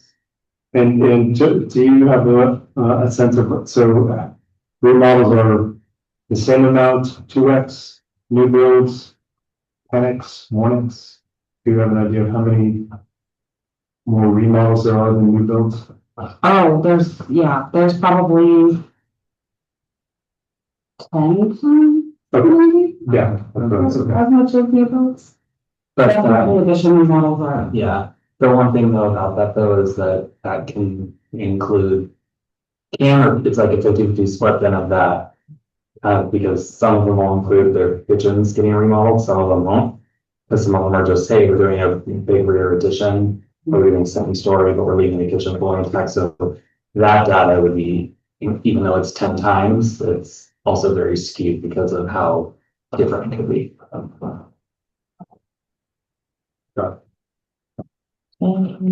have one more. So, heat pump, so gas water heater fails. In theory, someone applies for a permit to replace it. Is that the process? Yes. Do you know how many, like roughly, how often that doesn't happen? I know it's a difficult question to answer. I'm assuming it's most of the time. I But mean, I hope it's not happening a lot, but I'm sure. I don't know how often it's happening. all right, thanks. Good. Chair Ryan? Yes. So first of all, thanks for pulling this data together. Veronica and Tanya, this is really useful. Thank you. A question I had is, do you have a sense of how many properties disconnected, if any, their gas lines? You know, they went all electric and said, okay, no gas at all. Is there? There's a way to get that information, but that information is not available tonight. Okay. Okay, yeah. So some of the that you saw that were all electric are all electric homes, but the property is not all electric. They still have a swimming pool. Right, right. They may still have gas to the backyards and all that. Yeah. Okay. All right. I'll discussion point later. Yeah, I guess that's my only clarification question. Sorry. Any questions for the other presentation? Is there, does anyone have any discussion on this? We can just. Yeah, so we're. If you know what it is, that's just a discussion. Is 75K, how many households do you think this can benefit? The money that you set aside, is this? I'm just. I was wondering if we want to answer that. It's not, I don't think we know, shopping. I think that's what we need to figure out. I think what we know is we want to save it until next year to keep the flow of electrification moving when federal tax credits end. And I don't think we quite have our mind, in our mind, if we want to incent heavily like hot water, heat pumps, or whether we want to say with electrification. So I think there's just some things we have to flush out, and we haven't done that. But just to be clear, so there were 160 new builds that you've looked at Yeah, this year? Sorry, how many new builds? 4 years, out of the 4 years, right? For 4 years or? Your data is like a 259 household, but of that, 160 is about all electric and all other ones would be. You looked about, That's 4 years daytime. so that's not the total new construction, the one, so these numbers have to be manually analyzed, so you can extract the data, the permit data, and then Rob had to go through the description and on this and then manually analyze it. So out of, I think there was about like 380 total in the 4 years, 380 total new construction projects. And we analyzed 275 of those.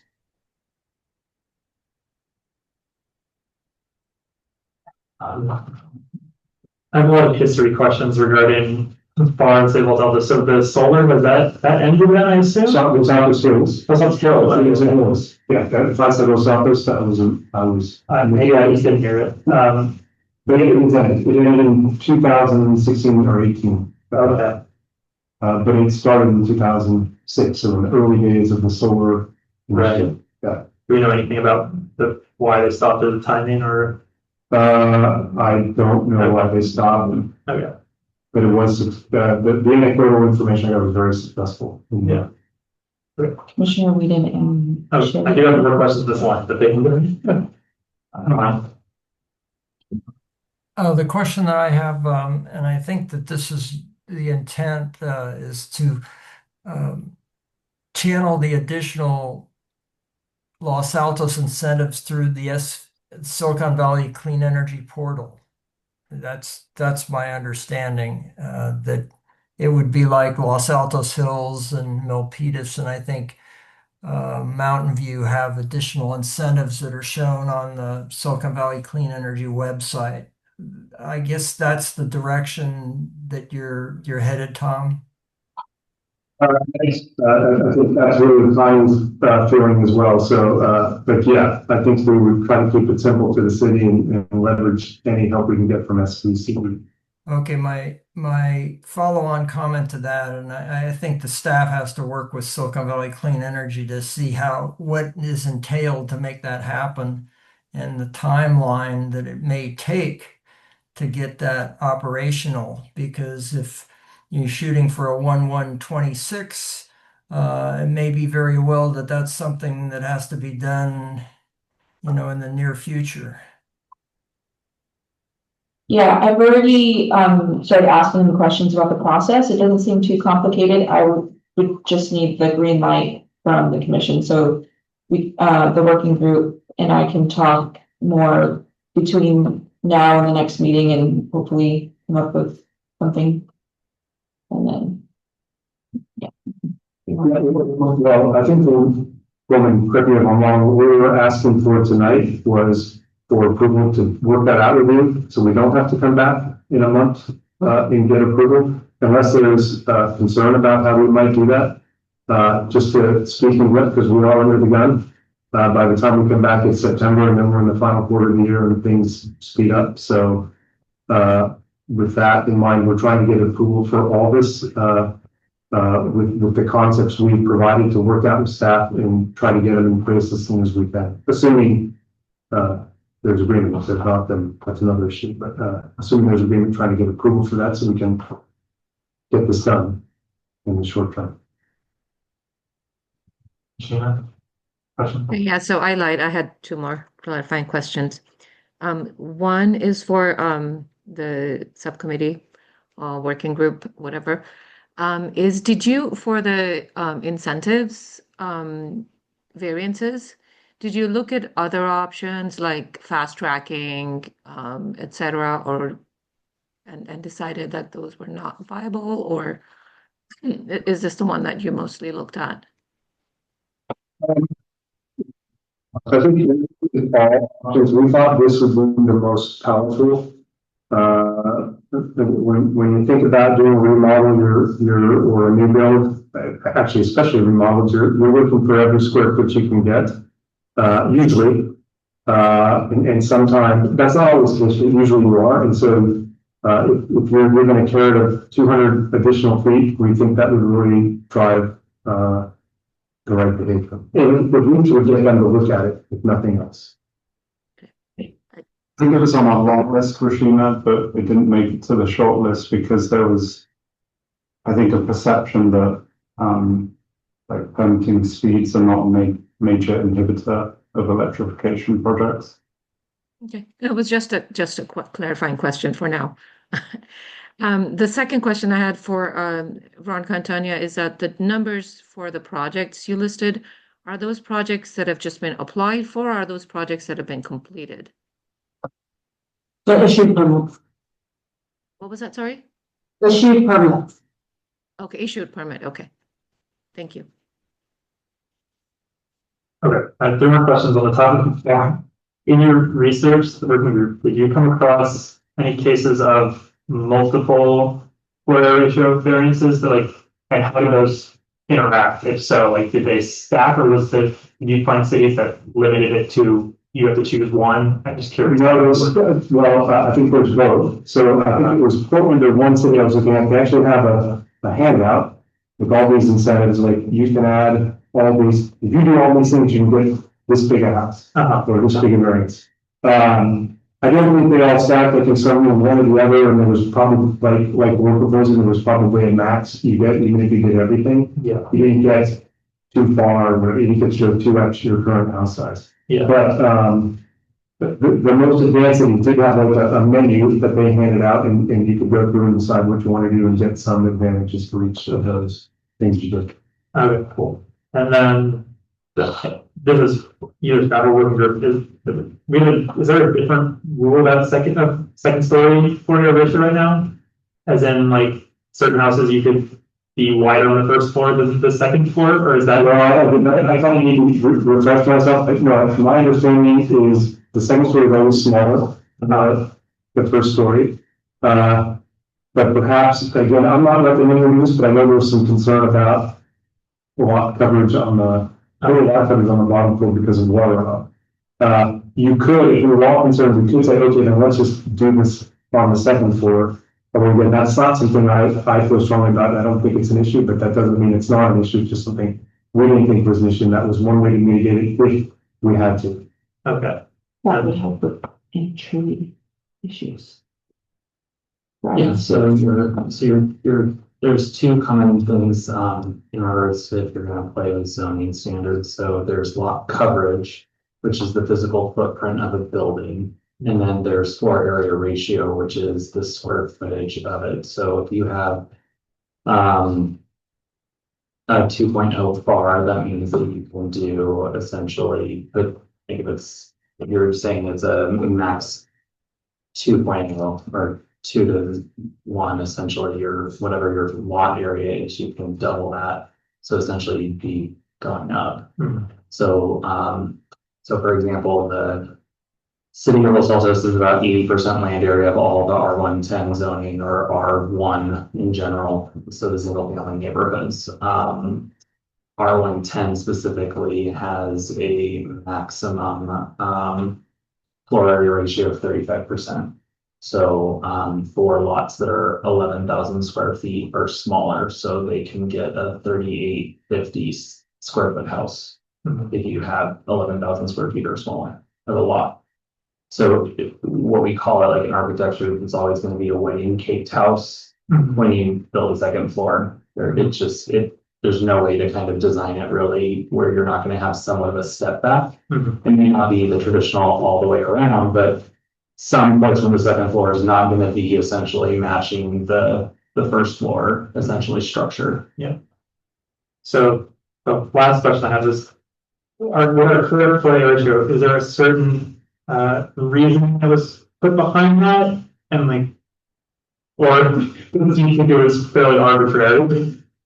It wasn't arbitrary. It is outdated though. Okay. You have probably some of the lowest FAR in the region still. Okay. But I wouldn't say play with FARs. You can play with a little bit more, because as long as you're not manipulating the floor area ratio, you don't have the unintended consequences of kind of essentially taking away tree area capacity and dealing with like stormwater runoff and everything else. So. Any other questions on the presentation? Or we can move into discussion. Oh, is there a public comment on this item?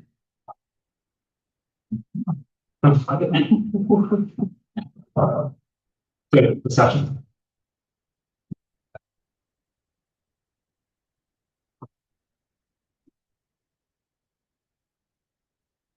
I can certainly say I feel better about this at this stage, because we've thought through like the certain percentage. It feels more fleshed out. So you know, the potential concern why I asked the question about stacking is just like, what other incentives might we want to do in the future, and can that's something that we can think through now, especially with affordable housing, bringing up that as one potentially. So that's something that I think would be good to think through when we're making this. Quick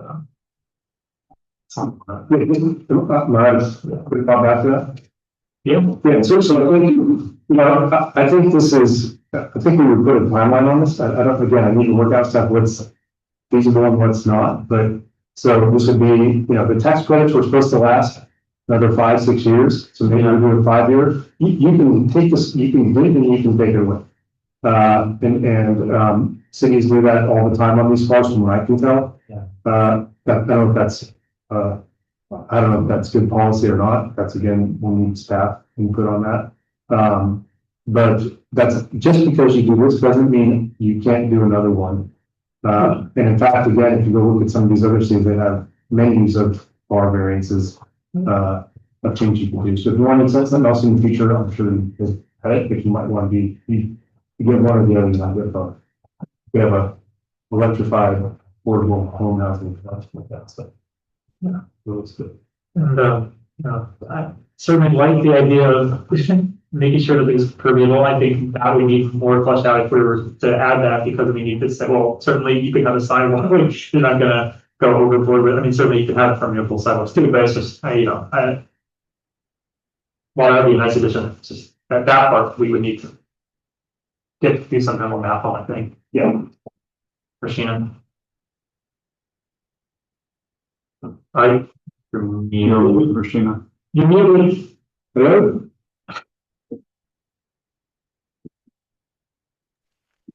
Sorry. So coming back to my question about other incentives, some people in the room might know that for some people, time is a big pressure. So if they want to get projects moving faster, if there is a way of fast tracking them, that might be a really good incentive to say, okay, do I really want that gas cooktop, or can I live without it? So I'd encourage maybe thinking of bundling, okay, making a bigger carrot, but then making more requirements. So for me, the way I see it, the holy grail should be, if you disconnect your gas line from your property, that should be, because that really, puts an end to anything that, you could otherwise put in a large gas grill, you could have all that stuff.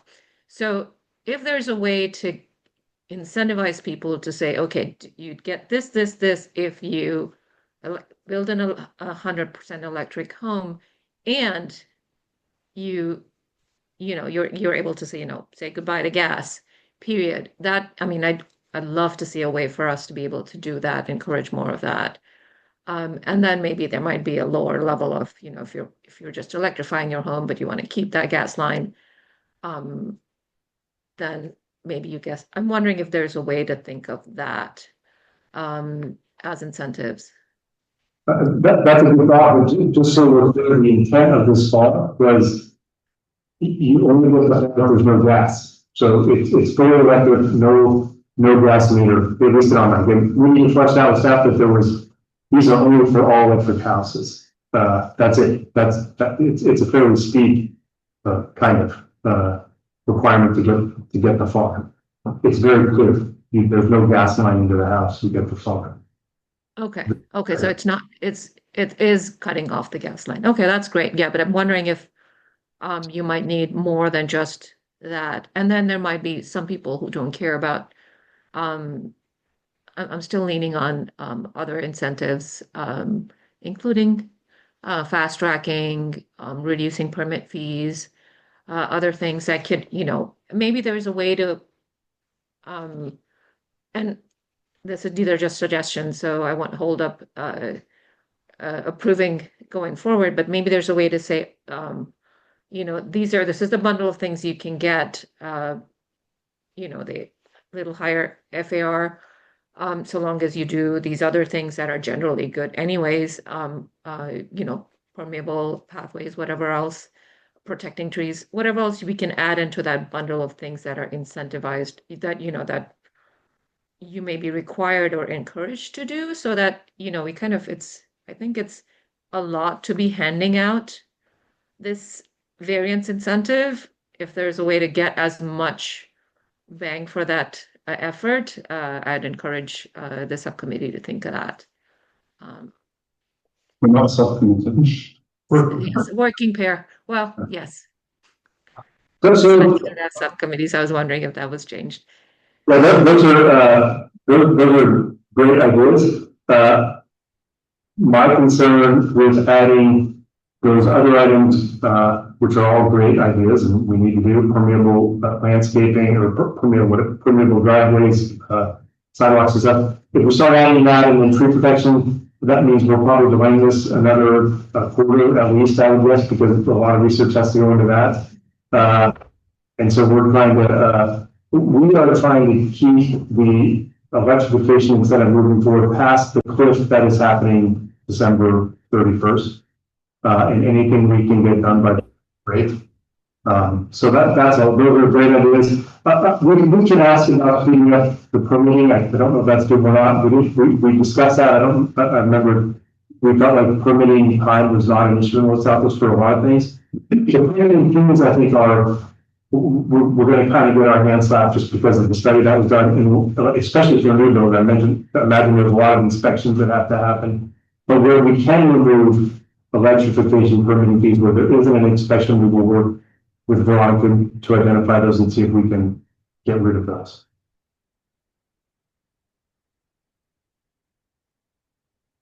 So are Don't mean to add any burden that will slow things down. Yeah.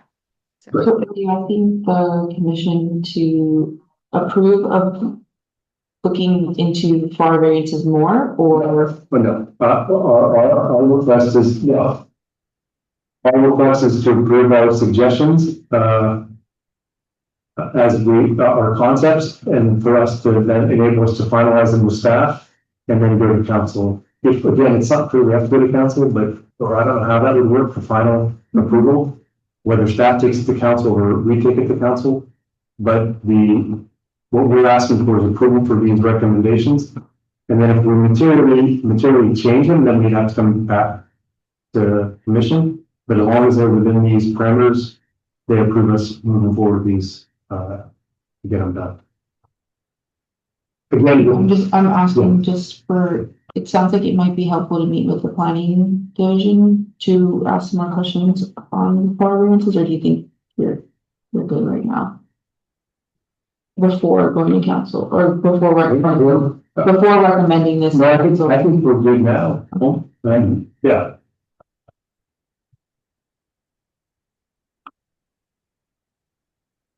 I would like Jeremy's thoughts. Yeah, no, if we think we're new. I'm in building. So I think if you guys want to formalize your essentially recommendation to the council, the quickest way is that if it goes in a formal, that Tanya would help to write and get to the council as an informational item if they decide to then from that agendize it because they want to talk about tightening the parameters of what you're suggesting, then that's what they would do. If not, then it would at least give me and Stephanie Williams the guidance of, because what you're talking about is we would have to do a code amendment to the zoning code. And also it's not going to be a variance, but it will be an on-menu incentive in the zoning code for an increase, because a variance has totally different connotations to just in the way that it would be branded essentially. But that's kind of probably the quickest way to get somewhat of traction to be able to go forward.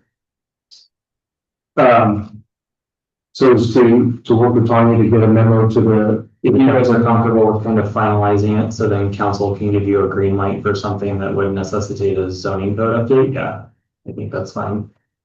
Yeah. I don't think it needs to go as like a formal presentation, yeah, banter discussion. If they want something like that, then they could agendize it that way.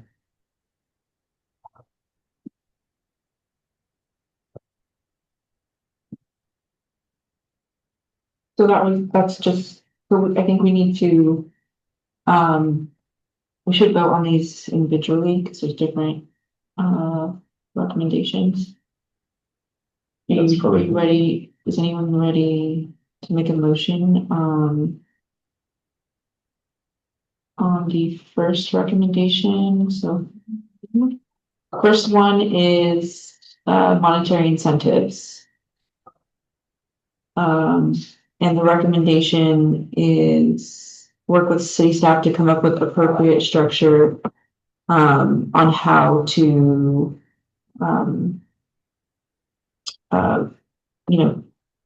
how we're gonna use the 75,000. A motion to vote? Second. You can also Thank you. rephrase my motion, if you like. No, It's not my motion, that's the motion for me, but I was just saying. amendment is requesting staff to structure the 75K, as of, yeah, exactly as we have there. Do I need to say it? I think it's fine, I think it's fine. So who else, does anyone want to second that motion? I can pull it up on. Second. Okay, so I'm gonna take a vote. Chairman Ryan, Yes. Commissioner Whedon, Yes. Commissioner Nee, Yes. Commissioner Hecht, Yes. Commissioner Wu, Yes, Vice Chair Van Reese. Yes. Okay, so that motion passes. So the next recommendation is for permitting fees. I will repeat the recommendation and someone needs to make a motion. The recommendation is to work with staff to identify any electrification actions that could appropriately be self-certified. A motion to vote? I think Rashida might have a question. Mm. Okay, I just wanted to make sure I was hearing correct, and I did. Sorry. okay. Second. Okay, I'll take a vote. Chairman Ryan, Yes. Commissioner Whedon, Yes. Commissioner Nee, Yes. Chair Hecht, Commissioner Hecht, Yes. Commissioner Wu, yes, Vice Chair Van Reese. Yes. Okay, that recommendation passes. And the next one is on the variances. And I don't know, I have We have that on there, but to approve, making a recommendation for variances to city council is the recommendation, I believe. Should we variance this for electrification? To working with staff to then, the courtesy council. Should we rephrase the all menu incentive and zoning code for mixed language? I mean, ideally, yeah, but we'll get the gist, but yeah. Okay. You So, wanna repeat it? You can. Friendly amendment? yeah, the friendly amendment would be to just change the word variance from what you just said on the incentive and zoning code. Second. You made the motion. I'm sorry, may I make a friendly amendment to that? Yes, To authorize the working pair to implement the FAR variances, the FAR, whatever, FAR increase, as an incentive. And any other incentives that staff may feel appropriate. That would be- So accept that. do you accept that friendly amendment? Yes. Okay. Anyone want a second? I second that. Okay. I'll take a vote. Chair Ryan, Yes. Commissioner Whedon, Yes. Commissioner Nee, Yes. Commissioner Hecht, Yes. Commissioner Wu, Yes, Vice Chair Van Reese. Yes. Okay, okay. Motion passes. Yep, that's it. All right. That. Item 7. Here, the Forest and Ecosystem Master Plan working group update. Slides for that.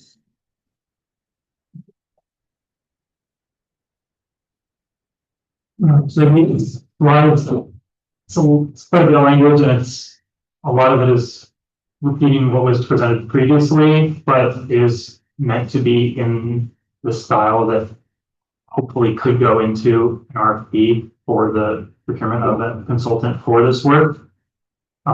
So I'm not planning to read everything, but I'll highlight a few things that have been specified in this one. If you could go to the next slide.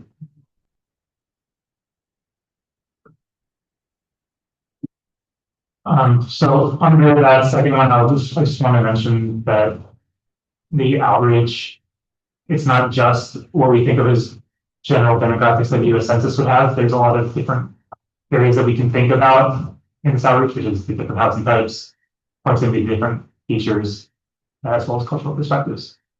I don't think there's anything else here that's new. I think we've covered all of this before, but certainly we can come back to this if there's any questions. And then, so the next slide is the objectives.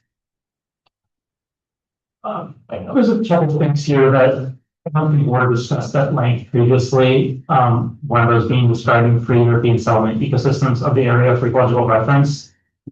This is one of the things I do think this is a missing link in our history. We don't have any real guidance on what these systems look like before European settlement, and so to better judge where we are, I think that's a core component.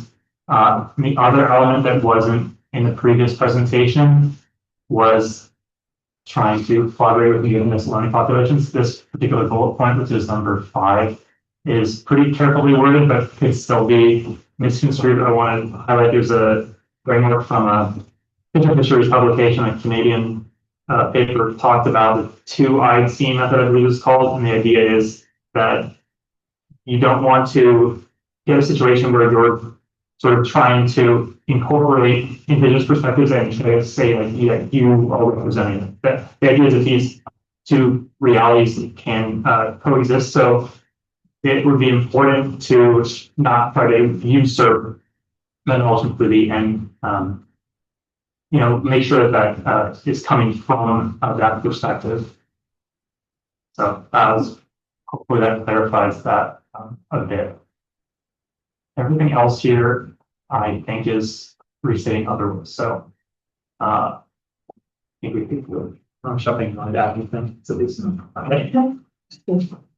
so yeah. Any clarifying questions on this slides? I have one. Do you consider existing ordinances in Los Altos and having a consultant look at these and see how these map with the forest? I think that's a necessary step, is looking at how this would affect other things and how we would be working on those. Maybe that's language that was in the previous one more clearly. So that could be incorporated to into objectives as well. That's another point for sure.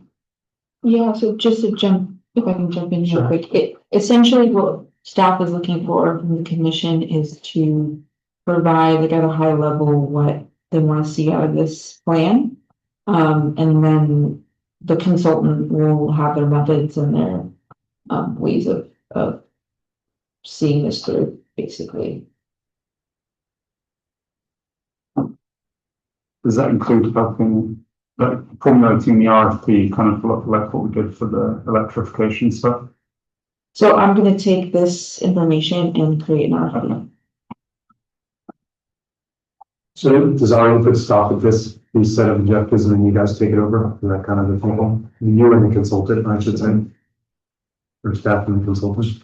For the RFP, yeah, and then I think usually how it goes with these long range plans is they'll meet with like the consultant will ask who to meet with, like different stakeholders and stuff. So yeah, I think that's what we're looking about. We did kind of ask these questions, I think maybe 2-3 meetings before. In 2017, our city has hired a consulting group. I think it's David Resource Group to do a complete canopy analysis for our city, but mainly the data is from the city owned. And so they have very detailed analysis, which is already 2 years from now. And we implemented the tree ordinance about 2 years ago, right? Which is kind of limited data, kind of looking at just from the tree permitting about, what they have removed versus, I think the data is a little bit fragmented and not easily to be gathered in a just easy to analyzable way.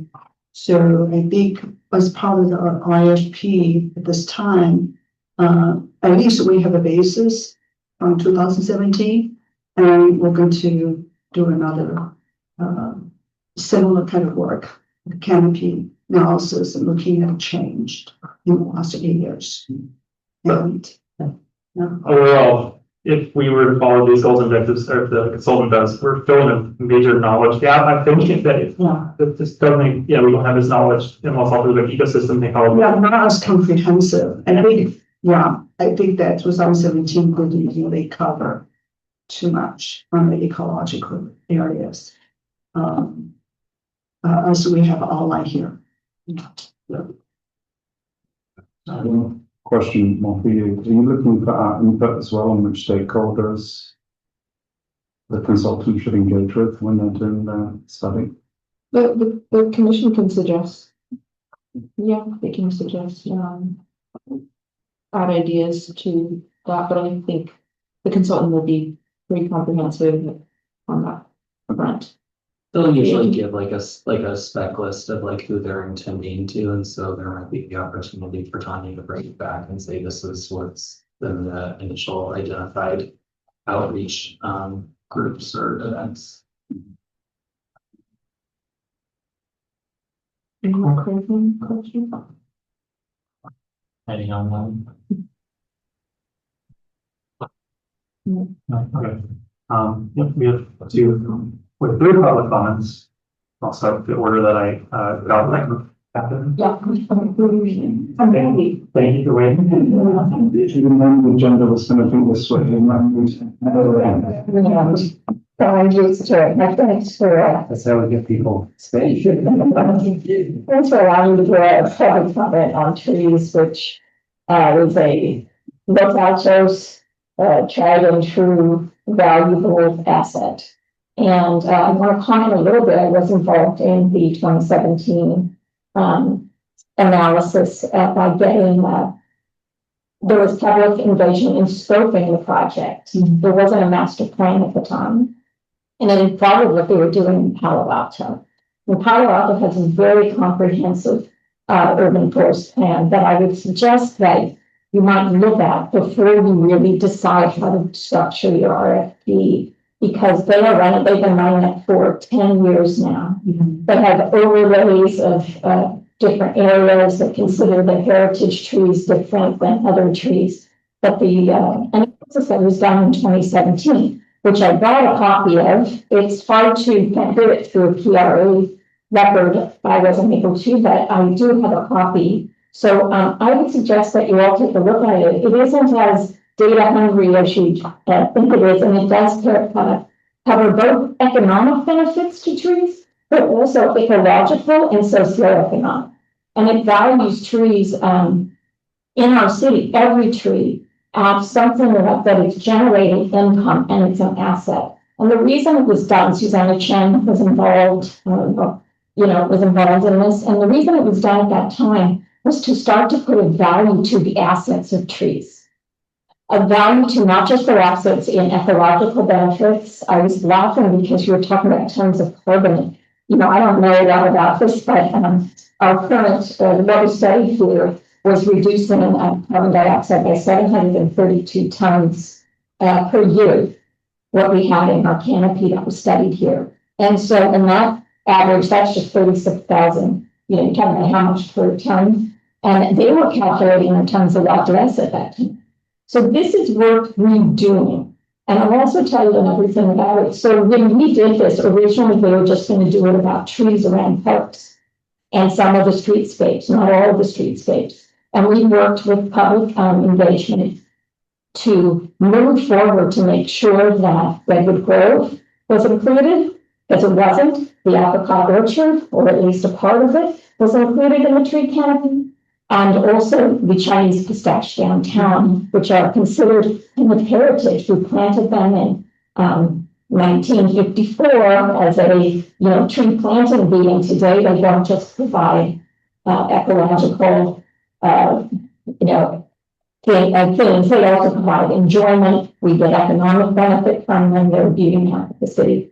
So there is, every tree that's in here in this study is worth $740 of asset of generating benefits to the city every year. So that's something that I think when you read this, I would encourage you all to read it. And I would also encourage you to ask that this is redone because it was originally established as benchmark data.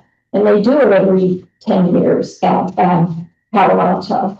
But one of the fun things about Palo Alto's too, I would also say, go pull up Palo Alto's 10-year urban forest master plan because it is a brilliant execution and education. And there are things in there like in the development, they might say in the development area, you know, it would be important to develop canopy thresholds or minimum tree planting requirements for development projects, develop standards for soil, explore ways to prevent conflicts and do mitigation. So it's really important, I think, that when we embark on something this big, to look at what other cities are doing, to take what we have done and make sure that we're leveraging off of it and really make sure that we really understand the value of all trees and what they're really doing for us to make us more sustainable, carbon neutral, energy efficient, but also in the value of our real estate, beautification, and everything. Thank you, Kevin. Thank you. Next up is Maria.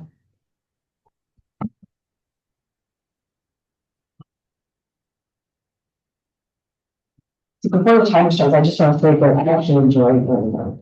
I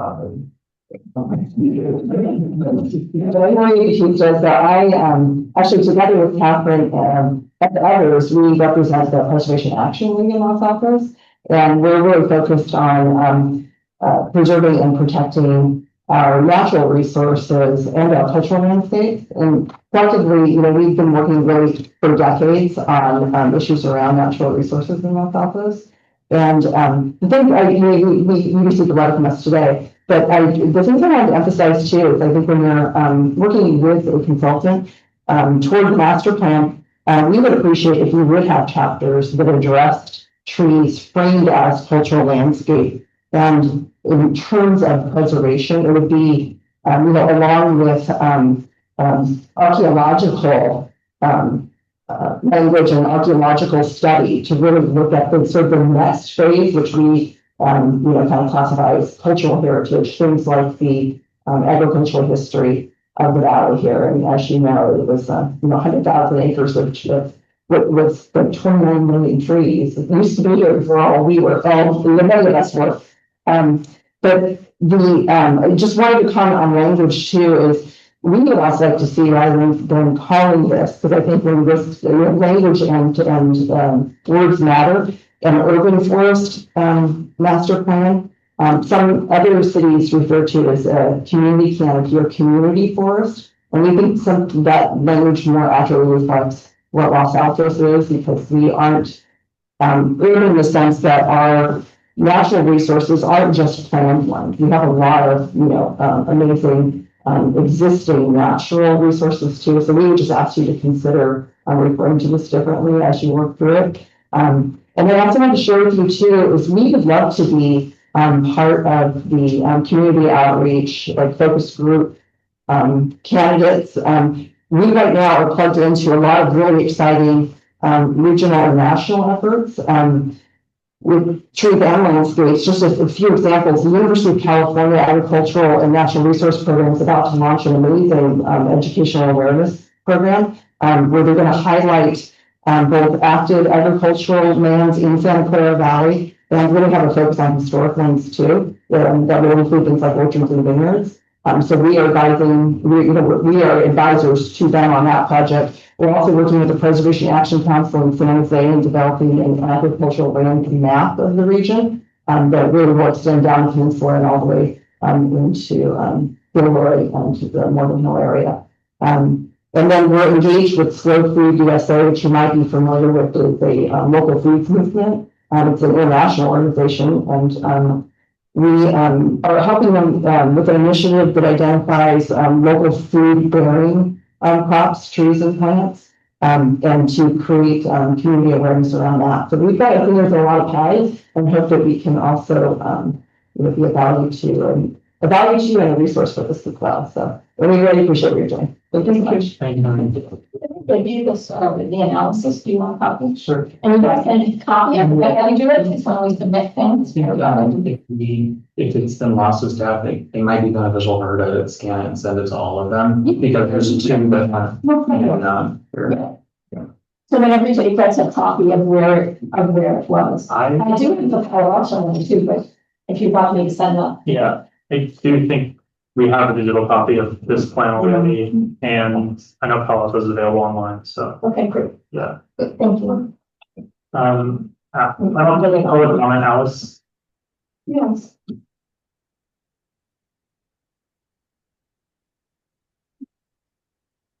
Yeah. I took part of it when I heard your comment about what did our landscape look like before the Europeans took in contact. And the big impact, of course, was sort of 250 years ago when the Anza expedition moved up from Mexico with 240 families and 1,000 head of livestock and charged to colonize San Francisco with the top of the peninsula by founding the San Francisco Presidio, Mission Dolores, and the first ever Spanish Empire pueblo in all of Baja Alta California that became San Jose. So, because we were the ecosystem here, but of all of the California, San Francisco Bay area looked like the place that could sustain the most Spanish empire families.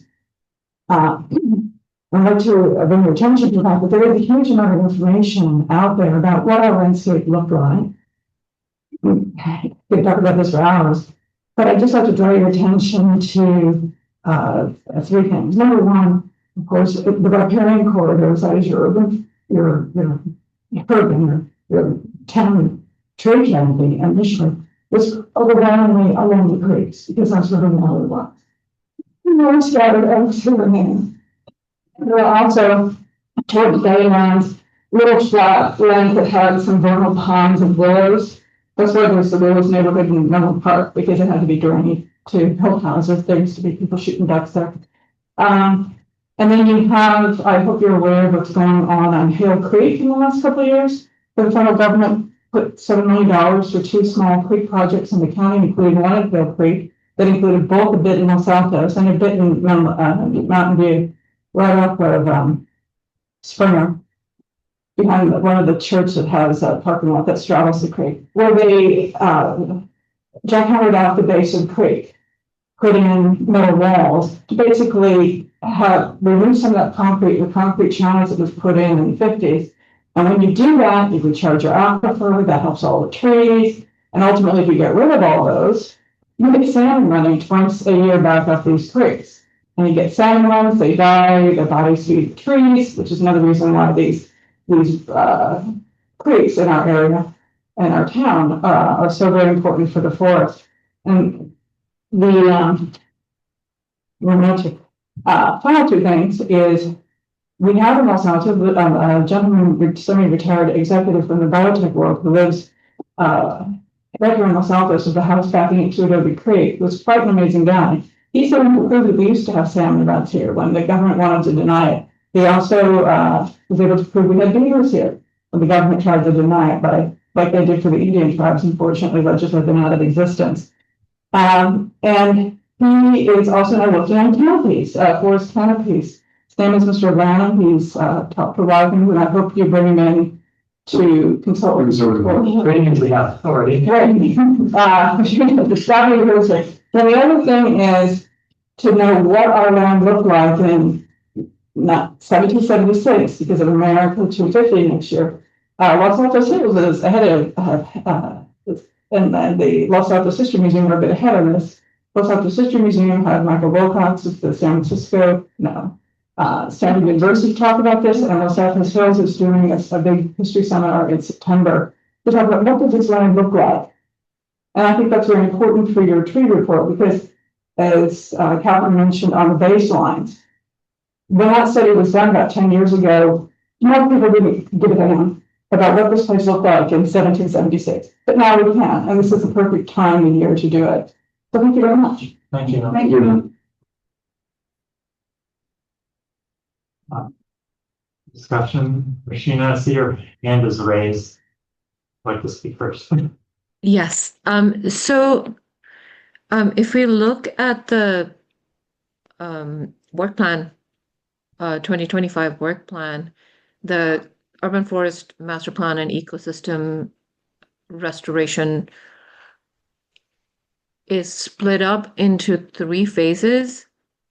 And I feel like this may be jumping to the 3rd phase and skipping the 2nd phase, which is really understand where we are, do a baseline, and do some more studies. I'm wondering if you've looked at that, or is there a reason that we feel that we could go, because I believe the budget we'd asked for, a large part of what we have received the green light from council for is for what's the 2025 budget, which is 150K to research and analysis. And then the next piece, which hopefully, continues through to next year, is the actual master plan development. So I'm wondering what your thoughts are, or maybe I didn't hear it, understand it correctly, what you're proposing. That's certainly our preference, and if it would just be able to focus on analysis and then do a plan later. Maybe I should have brought this up when we had the informational item that we didn't flash on screen.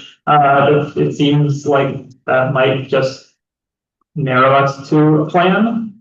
So we have to rush based on that, but be happy to hear staff's input about whether they think there's flexibility there.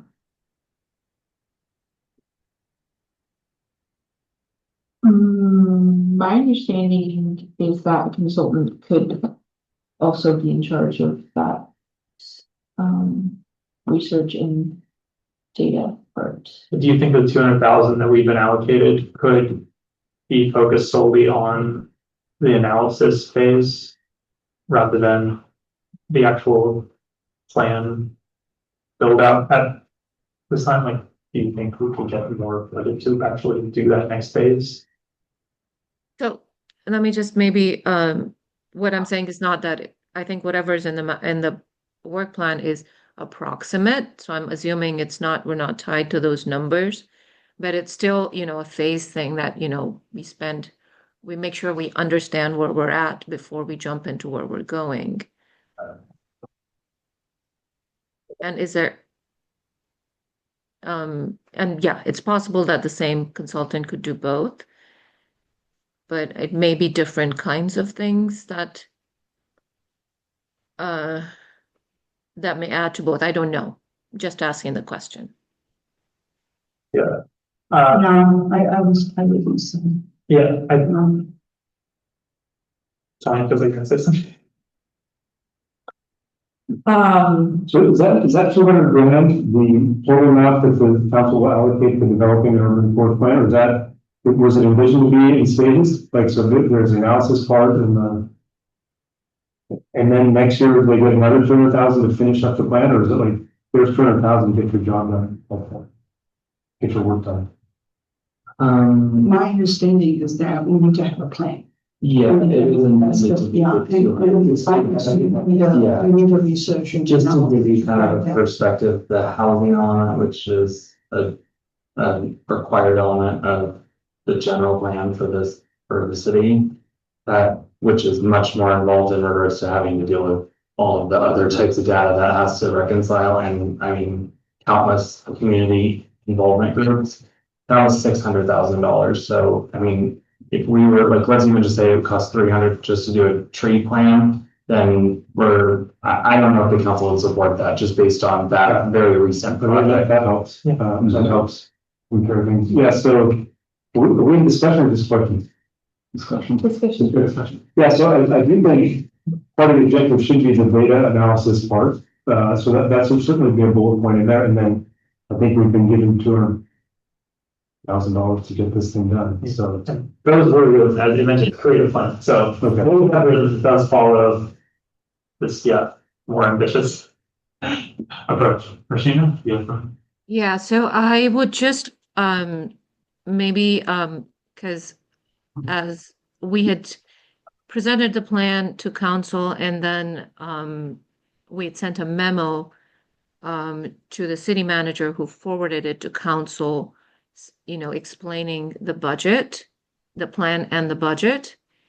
And the city manager forwarded it to council asking for approval of the plan as an entirety and suggested the actual funds that we were asking for as, that's my understanding. So this is a discussion I'd had with the city manager. And then I think Carl and I had, with Tanya, had a meeting with Vice Mayor Fleor, where we talked about that, okay, because council received that memo and then did not request a discussion item, they were accepted the plan as is. So I would assume that the plan is accepted as is unless we're told otherwise. And so I wouldn't scale back. That's my read into it. And maybe Nick can tell us different if that's the case, that, this should not be, okay, you were asked for whatever amount, 150 plus 200, however amount we think may have been needed over the next year and a half, that will be given this much, and we expect to finish, that job to be done. So unless we're told otherwise, we should assume that what's in the work plan is what council has approved, the way it's written. If you're making amendments, then we should inform council. Yeah, my concern is that how this was passed along is that it just got put as a plan, and so that's sort of just the boat that we're in now. I certainly think I would feel more confident in the end product if we were able to do 100,000 for the analysis. I think we get a much more thorough learnings from that. My biggest concern is just if we, like a previous RFP, were to struggle to find somebody for $200K to do the whole thing that we've described, then we would have to start coming up with what are the alternative uses to this and using that money. And that's what I would want to avoid. So that line of thinking makes me want to say that we should focus on the analysis, but I think it's a little bit of a tough situation with what's been communicated, where I'm not 100% sure, Rashina, if we're in that situation where we can feel confident that what was in the work plan is what is recognized. That's my opinion. I don't understand why we should assume not. Nick, can you help? I mean, is there guidance that Use about the are conversation. different? Okay. The council, I guess I'll kind of make it more bold, like the council's given the commission $200,000 to do an urban forest master plan. Let's hypothetically say you were to release the RFP and your responsive proposals come back as 235,000.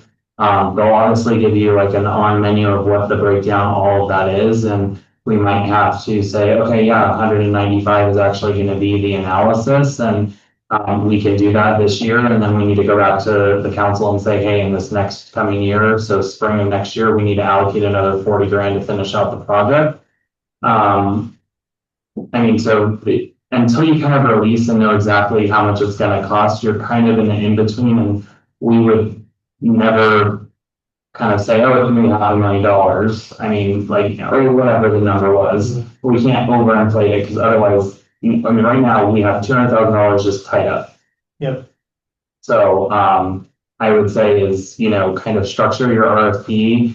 I also don't say, I don't think any of the consultants are going to watch this. I would never put $200,000 on an urban forest plan and let them try to figure out how to get to that top number. When it has been very successful in the over 3 years I've been here, no one's come in above where we've actually estimated for planning type documents. Mm-hmm. And so, it's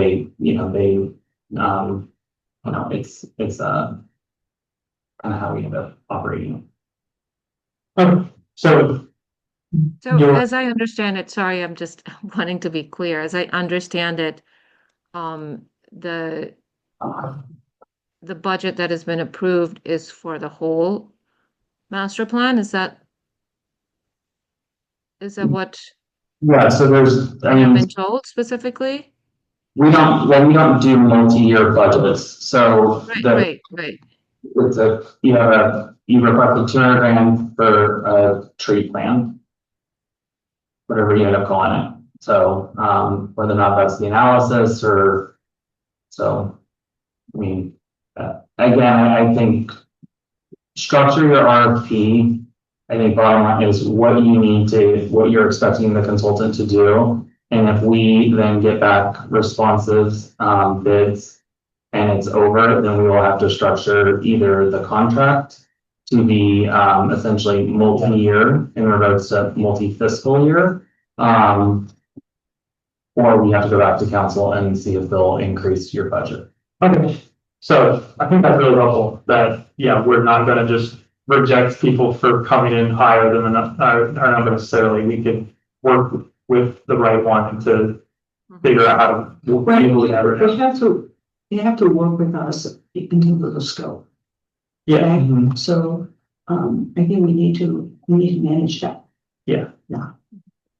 So, sorry to kind of keep at it. So I just want to make sure that if we put an RFP, we put what we think is really needed to make this plan, a real solid one.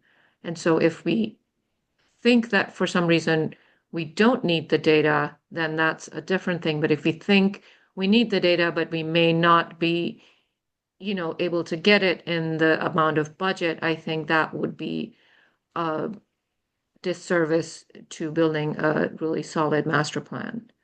So I would encourage the working pair to put in the things that would really make this a successful project.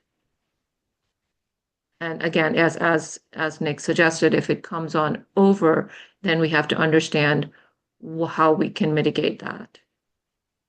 Is there anything particular you're thinking needs to be added to the goals and objectives as they're stated in that? If you would, I don't know, maybe share that back again. Well, it's on the slide. Yeah. Okay, so thank you. Thanks, Nick. So if, I mean, I had some feedback. One was, like actual, it's just a little light on data objectives. So actually specifying like the baseline where we are today, but then maybe mapping out a target that aligns with the cap. Probably something that I. Well, we don't have, I think what we may be able to put in 2017. The baseline. Have anything as solid as the 2017 report. Oh, no, I'm talking about where we are today though. Not where we were, whatever, 8 years ago. We cannot get that. That's sort of the first plan to that. So that's the existing vision of the system, using a purpose. So we're not calling out the specific methods there besides stuff like vegetative cover analysis, but those are metrics that people have made ratings for, but this is just plain English. So it's my point, so, but I don't think that, well, can a consultant create a master plan without data? They cannot, they will have to provide those, just like, the. So yeah, in my head, I was just thinking that's just a given, to go and comb through the 2017 and see what they need to fill the gap, how did they fill those gaps? That's how I was thinking of it.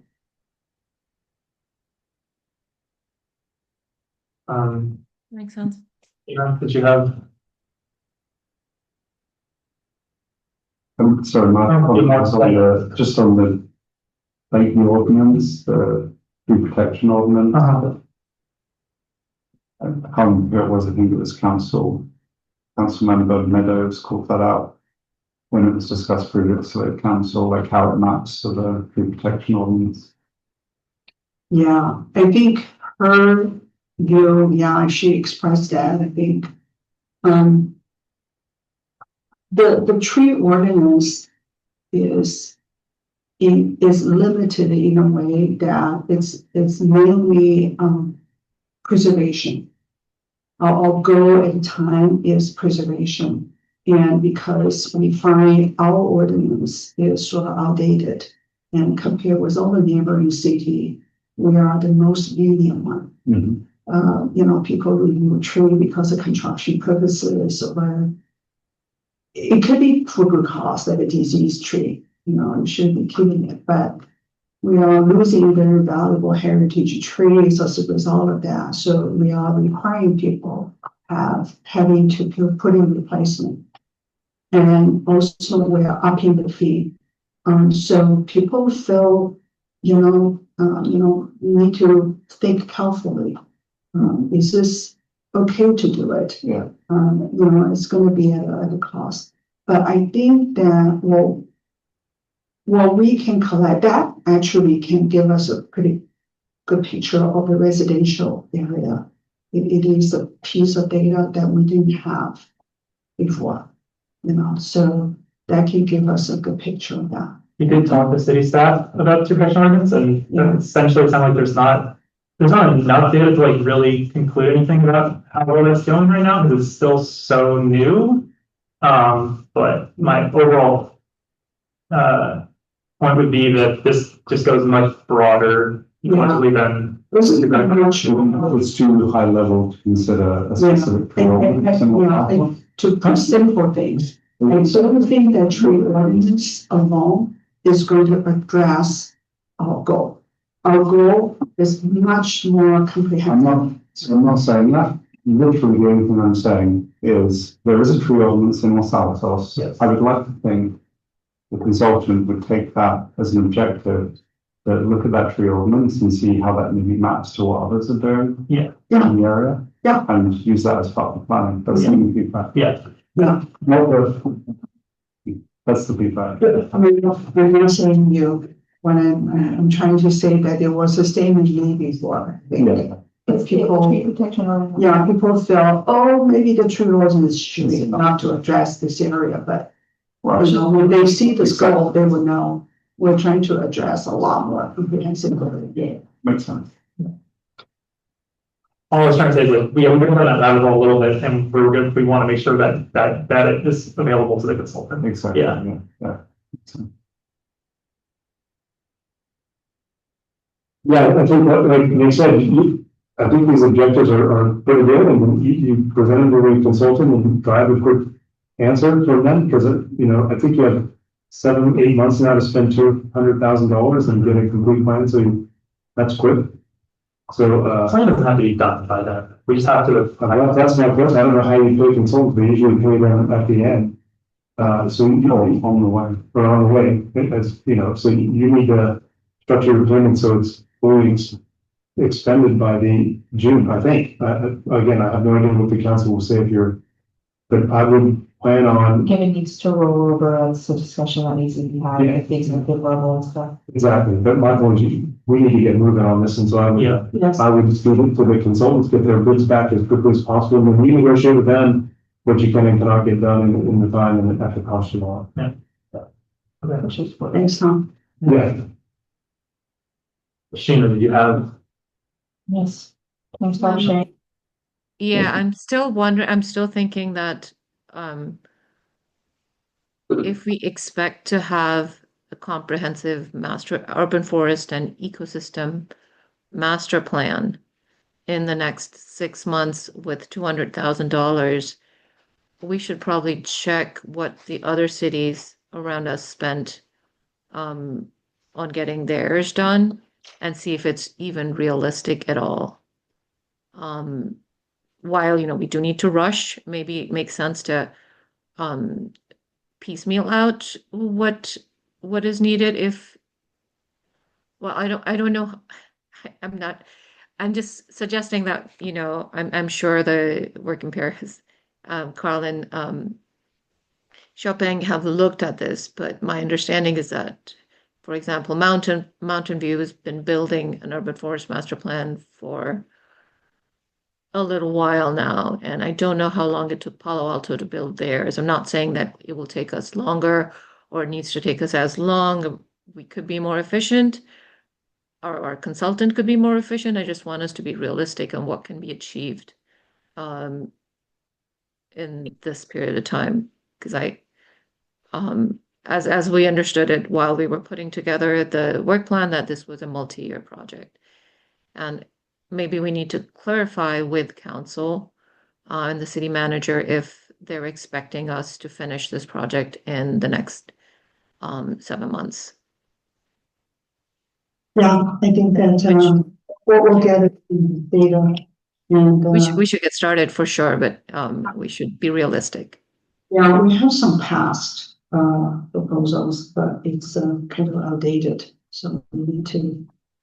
Well, I am almost certain that Mountain View's biodiversity plan is cost more than this, and they had to go back and get more budget because they had under budgeted, and yeah, they just keep working on that, so there's more money there, but I think it's.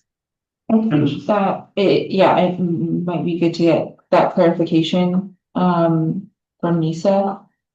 For now, I think if we just start moving towards some action and if Definitely. the first iteration, and then if if we come back and like, okay, this is gonna be a lot more money, this is gonna take this much time, we need to get to that and then go from there and see what flush out. So I think that we need to bring something to the executives and Nick and then in council and say, this is where we're at, this is what we discovered, and then what's next. Yeah. Yeah. And yeah, Yeah, so but it may be in the end more efficient to break up the RFP into a couple different chunks of things. I don't know. But yeah, definitely urge to move on. Sorry, I think Don has something to say. I think it would be good to analyze or at least have some samples from other cities have done in this area to help in our drafting of an RFP. And I may be so bold, but I think if city staff or someone reached out to a consultant that's in this arena, they may offer some model RFP language that may be suitable for a community of our type. So, I applaud the work that Carl and Rashina have been doing, but pardon me, not Rashina, I mean Carl and Xiaoping have been doing, but I think that perhaps if they haven't, maybe they already have done this to perhaps talk to a couple of consultants in this arena and see what they offer for a typical starting point. And that may help craft the language that what we need in an RFP. Yeah, that's what it's all that I do. That they have looked at this language, and are seen. I mean, not this latest iteration, previous iteration that was publicly available. But yeah, I think that's where my sense that 200,000 could do a lot more if more focus comes from. But yeah. No, I think we're past that point that I think that stuff would have been good before going to council. So now that we're here, I guess what so you want to know like where the money's at, but as far as the recommendations of where the plan wants to, where the commission wants the plan to be and to focus on, are we good on those? Seeing nods. Yeah. Seems that people agree. assuming that we're gonna rely on the data to get us to these goals, but is this what the commission wants to see in the plan? And if there's more edits or additions, should we have commissioners email me and then forward it to you so that we can hone in on these goals and then finalize them? Yeah, sounds Or good. do you wanna vote on something today? Or I mean, what are you thinking? think it would make sense to do a motion to say that you shouldn't. I mean, do we need that to, if you move forward with an RFP based on this language? Yeah, do we need one? I mean, We need to. I think your suggestion is fine, yeah. If anybody, these are the agendas as they stand. If we have others, send them to Tanya, she'll forward them to Carl, and those will be the objectives, if we accept the recommendations. Yeah, so we can meet again just to confirm everything's okay, and then you start putting together, and you start putting together our. Yes. Okay. And then I'll just address the comment about the naming. I mean, urban forest is just an easy term within the scientific literature to just differentiate this. So at least for the time being, it's very convenient for people. I definitely see the branding benefits to just doing something like community forest, but I think that's something that we determine further down the road. That's my opinion. I agree. Good. Thanks, guys. Good stuff. All right. Item number 8, transportation update. So wait, do we have a motion? I think we determined that we didn't need a motion there. What was that, sorry? We said we didn't need a motion, so find if we want this language and if anybody has any. Yeah, there's any updates that you see fit to make, you should forward those to Tanya and that'll reach us. Okay, so can I make a motion? Sorry, I'm having a hard time hearing. Maybe it'll be, okay, I make, Our two next steps, can you hear me? yeah, go ahead. I'm gonna turn my camera off so that maybe that'll help. Next steps are to send any edits or additions to that language ASAP to me, and then myself, Carl, and Sharpie are gonna meet again to just finalize everything and then move forward with going out for RFP. All right, so do we not need a motion to authorize the, No. No. okay, cool. Then, yeah, fine. That sounds good. Yes, okay. So item 8, transportation update.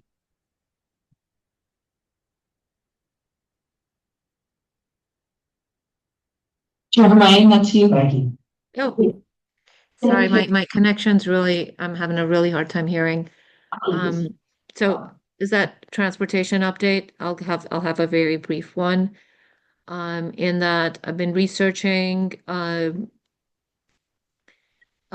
neighboring cities public transportation and shuttle systems, and Chloe, the high school student who had come to present her survey a few meetings ago, or maybe last meeting. I've been advising her on updating a survey, and she's actually come up with a proposed route, and she's planning on taking that survey to the farmer's market to get more input. And so I'm going to my plan is to combine all of that information and present a proposal of next steps and recommendations that maybe could go to council or staff as a memo on what we recommend. And that should close this activity for this particular year.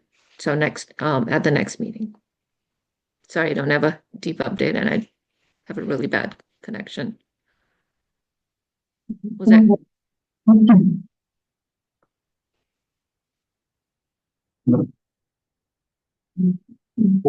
So, yeah, what should we do? What there for us to do about this item? Just follow the same process, questions. If there's no questions, there's no public comment. Is there any discussion that you would like to have? If there's any suggestions from anybody in the commission, please do.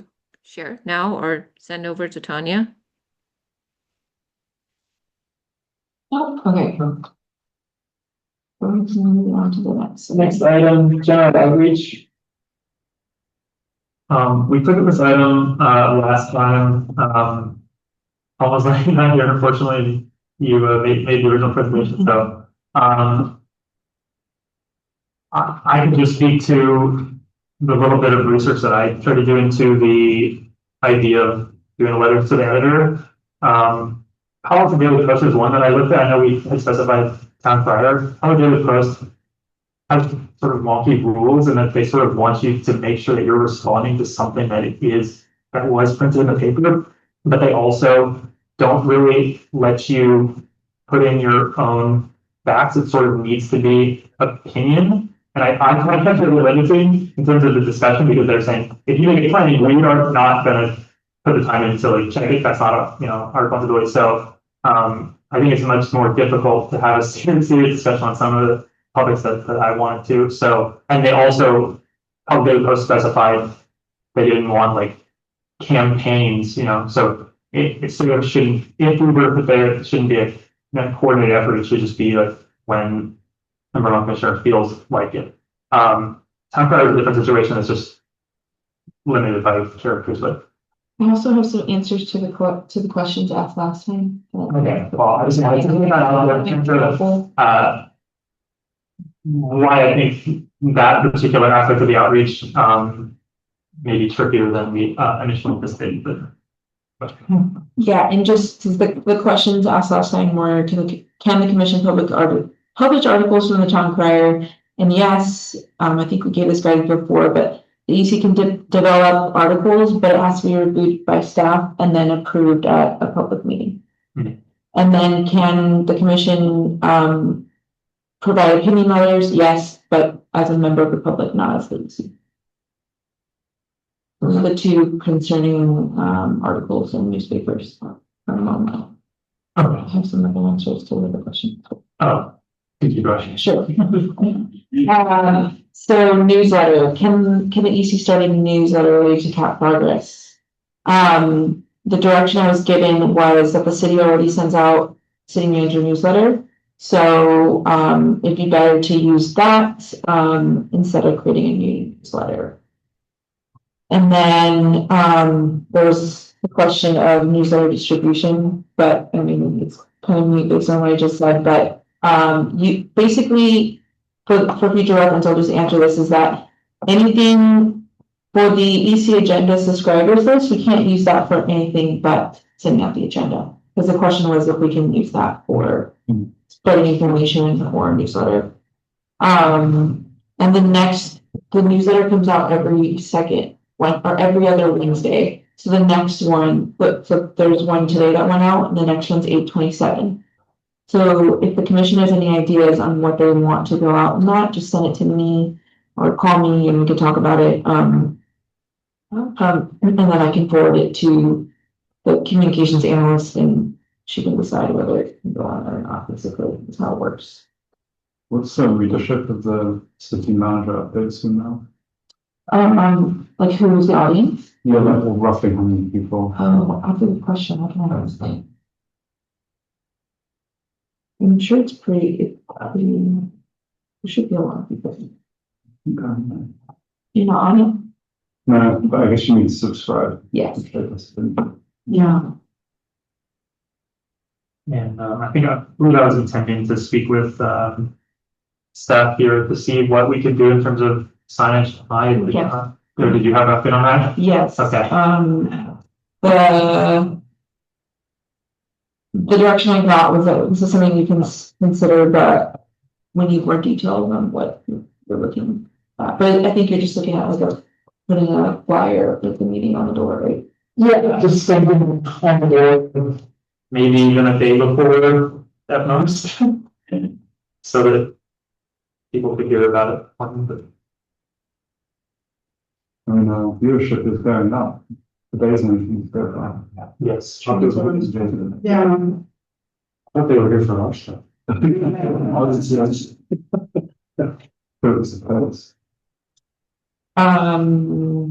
So questions to this?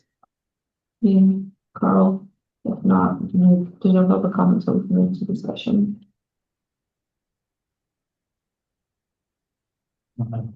Anyone want to do the first author? Well, what I was gonna say is, I think the, electrification is a natural item right now because we are losing the federal incentives. Exactly. So you can advise the fire under the community and say, look, these incentives are going away, you need to utilize them right now. That's right. SBC has a nice program that Yes. can help you. So very non-controversial, So we straightforward. just did that one, We did but yeah, in the town park. sorry, No, I'm thinking the town crier or, sorry. sorry, so I jumped the gun. Yeah. And city manager, or, I mean, every other week in the city manager. Yeah. We should just put a little snippet there in every other week, hey, you're incentive to go away, get moving. We need to use the end of September. Yeah, and even sooner, even quicker. Less than 1.5 months, Yeah. actually. So, We could idea to do, I can ask if we can do another one on that, but like specifically about the EV credit, since it's coming up in September, so that. Yeah, September 30th. EV credit. Yeah. I'm on the SBC newsletter, so I get that all the time. But you were talking about an article, so that yeah, I mean, draft it, so they'll have to draft it, and then everybody's got to read it, approve it with, council or commission, It's the staff. or staff. has to. If you want to come from the commission, yeah. If I want, what if I wanted to come from me? For me, Can you check? I mean, so, I'm trying to avoid a month delay in getting something out. yeah, Uh, so you're suggesting that we put something in, I can't, I'll ask. you can ask, otherwise I can prepare something for review in a month, and then we can get it out, still in September, I guess. Which isn't too bad. No, she said that for next Wednesday, you get it to her by when? You just. So yeah, we now, yeah, so newsletters, city newsletters in staff, like staff can, that's easier. The town crier or something else. So the town crier, you need to get it to them, I think. They post on Monday, so the Friday before. But she's gonna go with the city manager update first because of the, Yes, I'm gonna ask. impending deadline. It's something. That should be quick. Yeah. So, yeah, I'm very greedy, and so I want to get something in the city manager's letter every other week, and I want to get a town crier article. So I'm trying to figure out if there's a way we can prepare a town crier article without everybody having to agree, because it's really just facts. There's won't be any opinion. Other than, hey, you guys, everybody should get moving now. I guess that's somewhat of an opinion, but, Yeah. I will ask how we can post something about that, so it's a Okay. general item, and write that, and then I will suggest the EV credit, highlight in the newsletter on 8/27. Yes. That's specific to EV. Yeah. That's specific to the tax credits.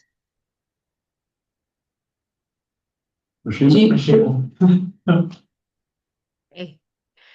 All right, I have a question, maybe a suggestion.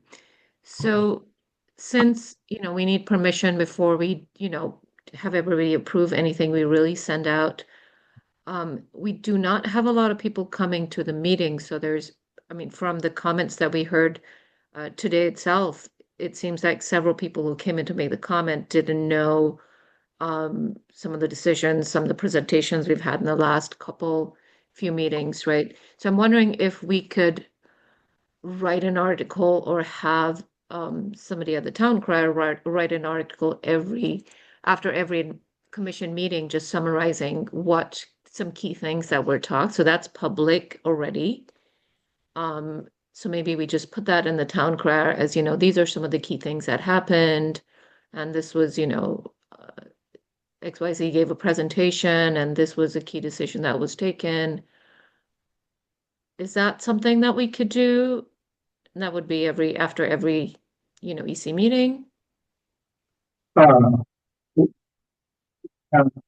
This was like 8 months ago or last year. Because I talked to the guy, the editor or somebody, I forget who it was actually, and I asked him about this, like, what's the scope of what we would be, you'd be going to accept from a commission, with information. And he said about once a quarter, if you have a meaningful opinion or update. Was kind of scope, but it is limited by, and even then, even if like, we all approve it and send it over to him, we might not accept it anyway. So I don't think he would accept what's basically a better version of our minutes. I don't think that would be newsworthy enough for the town clerk. It's not yes. Yeah, I agree. I feel like, I mean, you want to inform the public. I mean, some of our projects are still ongoing. We really don't have a whole lot to put a footprint, right? This is, you know, but you say we just passed the tree ordinance, say 2 years ago, right? And that would be worthwhile putting in now. Or, you know, the bird safety things, right? The lighting ordinance, I think, you know, so I think once a quarter sounds about right. I mean, how many ordinances that we pass in a year? I mean, How many the questions get covered, Yeah. anecdotally with public comment, and some write a letter in and Yeah. saying, that happened with the, Yeah, like, Yeah, yes, so I'm not suggesting that we do every month. I'm just suggesting that this is an opportunity to publish something without going through the monthly, 2-month cycle of writing something and then getting it approved and then publishing it. So if we have something, and maybe don't do this every, all the 10 meetings that we have, but if there's anything major that happens, or we have a final presentation, or someone from outside comes and makes a presentation that's of interest, maybe it's worth sending out, and maybe at the end of every meeting we can just have a check. Is there something that from this meeting that we feel like we could send out? I'm just suggesting that that's a way of getting around the multi-cycle, and that way then maybe the public gets to hear something about an environmental issue periodically.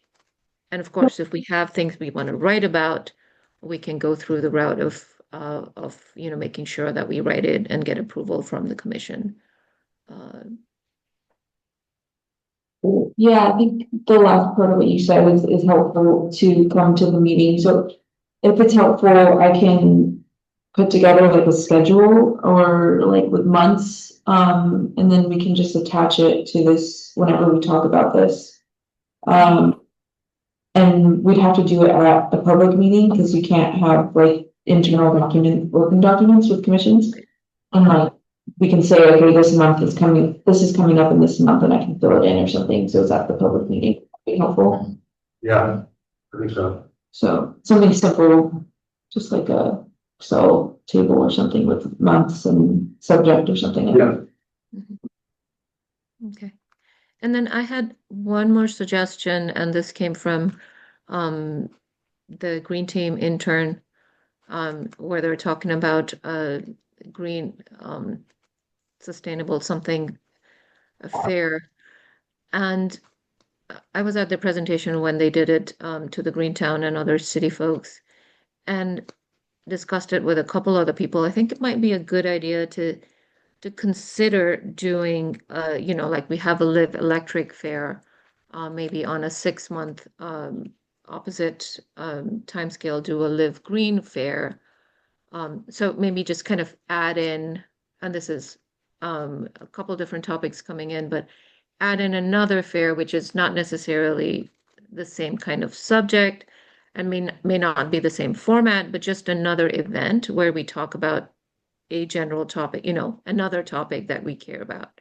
So, and I think this is something that Greentown may want to support. And I'm wondering if that's something that we could discuss at a future meeting, the possibility of a Live Green Fair, which could include pollinator gardens, sustainable, different things around that, tree sales, native plant sales. think we could also we could see what the living electric team is thinking in terms of what they might be adding that component for the next iteration potentially too, so. Yeah, I think this would be a whole, I think those are great ideas. That would be a different topic than written outreach and newsletters. Right? Or, Yeah, I think so. I mean, that's kind of, Isn't that usually like the end of April? There's some sort of a Earth Day celebration. Do you want to put this kind of green fair timing? Kind of link it to that? But can I do some community group engagement as one of them? yeah, The town crier articles, community group engagement, quarterly EC newsletter, and other was the original intent of this topic. Okay, I thought it was general community outreach. If it's specific to this, then it's fine. I think, yeah, the I community. will put it as when we get to it, future agenda item. I think we can close this item. Yes, okay, good, okay. Next up, Commissioner reports and comments. First up, reports from council meetings. I have June 24th. Someone have an earlier one? No? Okay, I'll cover that briefly. July was made Parks Make Life Better month. That was officially, and then they introduced a zoning code amendment, which basically just clarified and simplified and put everything into one chapter. They presented that, so it didn't sound or anything notably actually changing. It's just should be easier to look through, is my understanding. And then new e-bike and e-scooter regulation passed 3-2, basically saying e-bikes and bikes are not allowed on the sidewalks. And the enforcement is a little bit open-ended in terms of, based on the conditions and all that. But yeah, that was what passed. that's what I'm gonna be around to like compliance officer. Or the police. I think we have compliance people. Okay, I don't know that. That's very well in this town.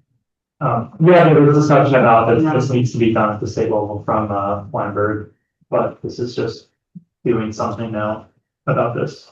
Because they're going to get penalty, it's gonna be fine.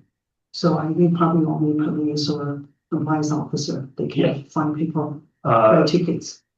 I think there was one other meeting during this gap. Someone, other part of that? Am I wrong? There might have been an empty gap where we were at one point hoping. I'm still having some for Oh, it wasn't done. Maybe you can just, I think you were asking about council meetings. yeah, I attended the July 8th council meeting.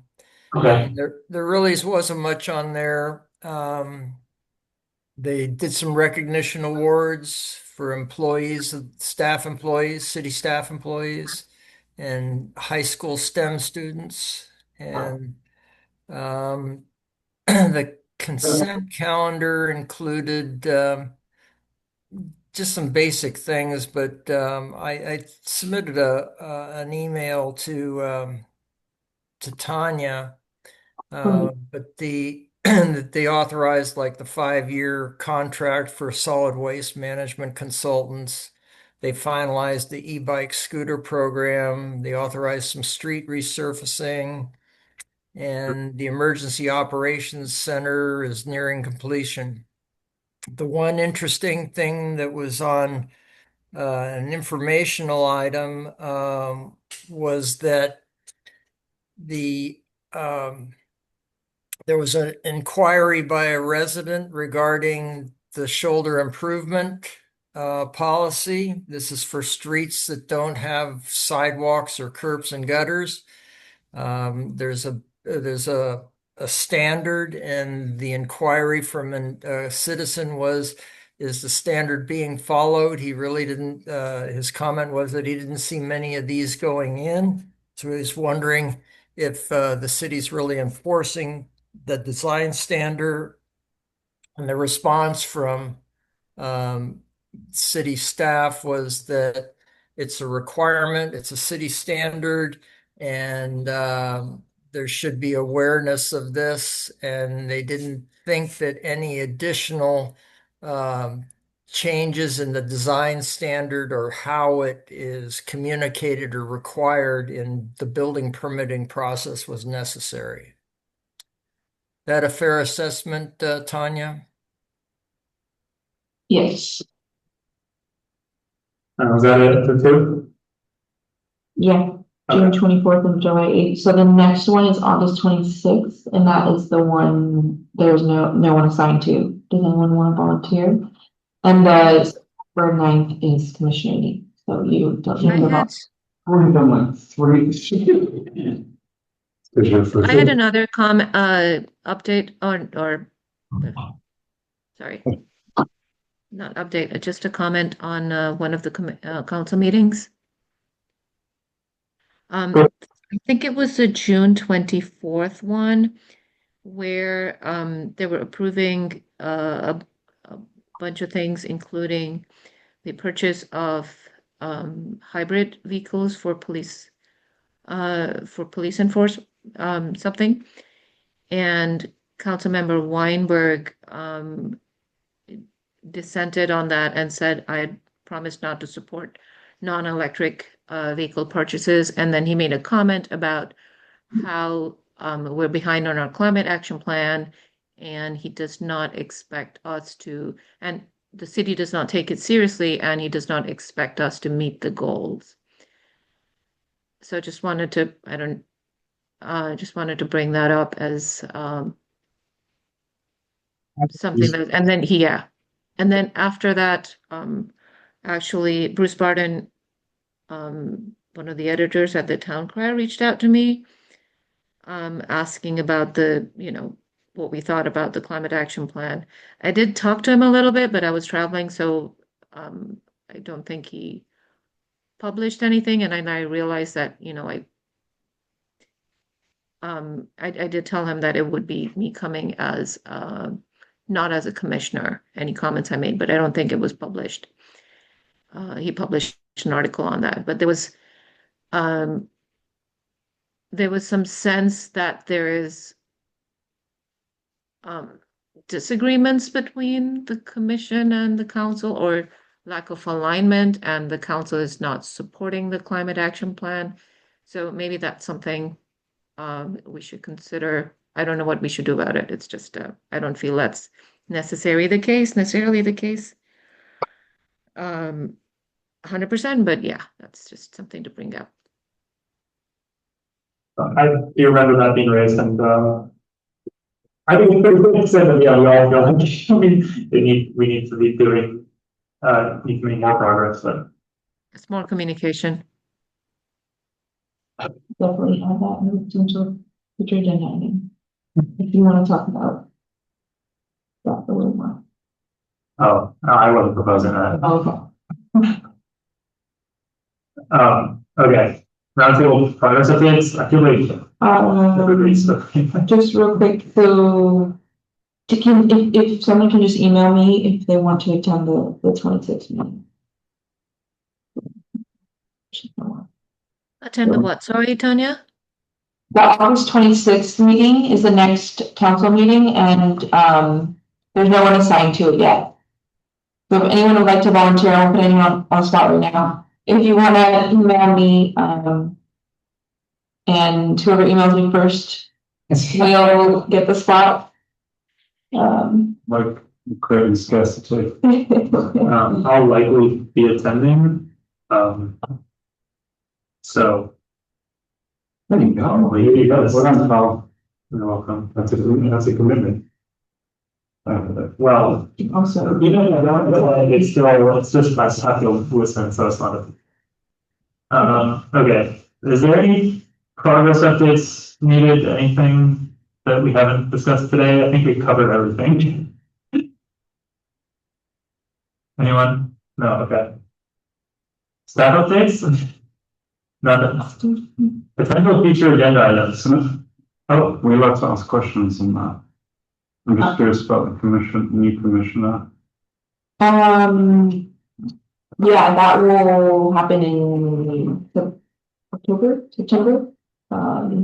So they'll be recruiting, they're actively recruiting right now, Oh, and then they'll come in either September, October, if they're on schedule. Okay. Potential future agenda items. One kind of thing. I wanted to check the temperature on the issue that was brought up earlier with dog park and the Oh, yes, artificial turf. artificial turf. Because Yeah. that's coming up a lot and then different. So they were saying that they want us to make a statement if we want to support that, right? So you're gonna be in that meeting, Carl? Right? I will likely be making a comment during that meeting, yeah, if I feel so inspired. Are we able to authorize Carl to make a comment on behalf of the commission? You agendize it, and then so at the next meeting, you can do that. But that would, Is it too late? That's. Yeah, because next meeting won't happen until September, right? Yeah, so I think the answer is we can't, but if we want to, then everybody should attend, or as many of us should attend and. Okay, to support that. Or whatever we do. so you guys make a question of having a larger discussion on this item. Yeah. It's Are me. you suggesting it to come back to the commission and discuss the reasons? I'm suggesting to add it to the list of potential items that we would potentially talk about. Because I feel like it's relevant for the community. There's a lot of strong opinions on this. So you're suggesting to bring it back as a discussion item to see what the commission can support? Yes, Okay. I'm willing to accept that some people might think I'm stupid to make that suggestion, but No, just clarifying it, so, everyone trying to be more specific about the potential items. I also got some potential items in between meetings, so one of them was transportation survey report out as a special presentation. And then another one was conservation technology accelerator presentation on mapping forests, which would be another special presentation, and those are both from Chair Ryan. If you want to add anything. I have a couple other things. So one would be to discuss the possibility of a Live Green event co-hosted by the city and other organizations, maybe. And another, I'd said previously I'd make a final presentation about the transportation recommendations. And also at the next meeting, I'm going to commit to make, at least hopefully at the next meeting, final presentation on deconstruction, including a potential model ordinance. Any new agenda items? I want to open possibility where we could maybe present something regarding the reports and just, based on, feedback today. Hope that's specific. I don't, Yeah. Okay, so for new items that we don't have a date for, is transportation survey report out, and then the conservation technology accelerator presentation, and the dog park and Live Green event. Can we take a vote if there's no more additions? Can I ask a question?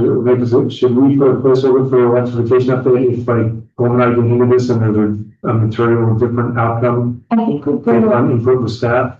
I think I don't want to wait 2 months if like staff comes back and says, oh, you can't do this after looking at the law, but we can do this, and then it's materially different enough that I think we need to update the commission.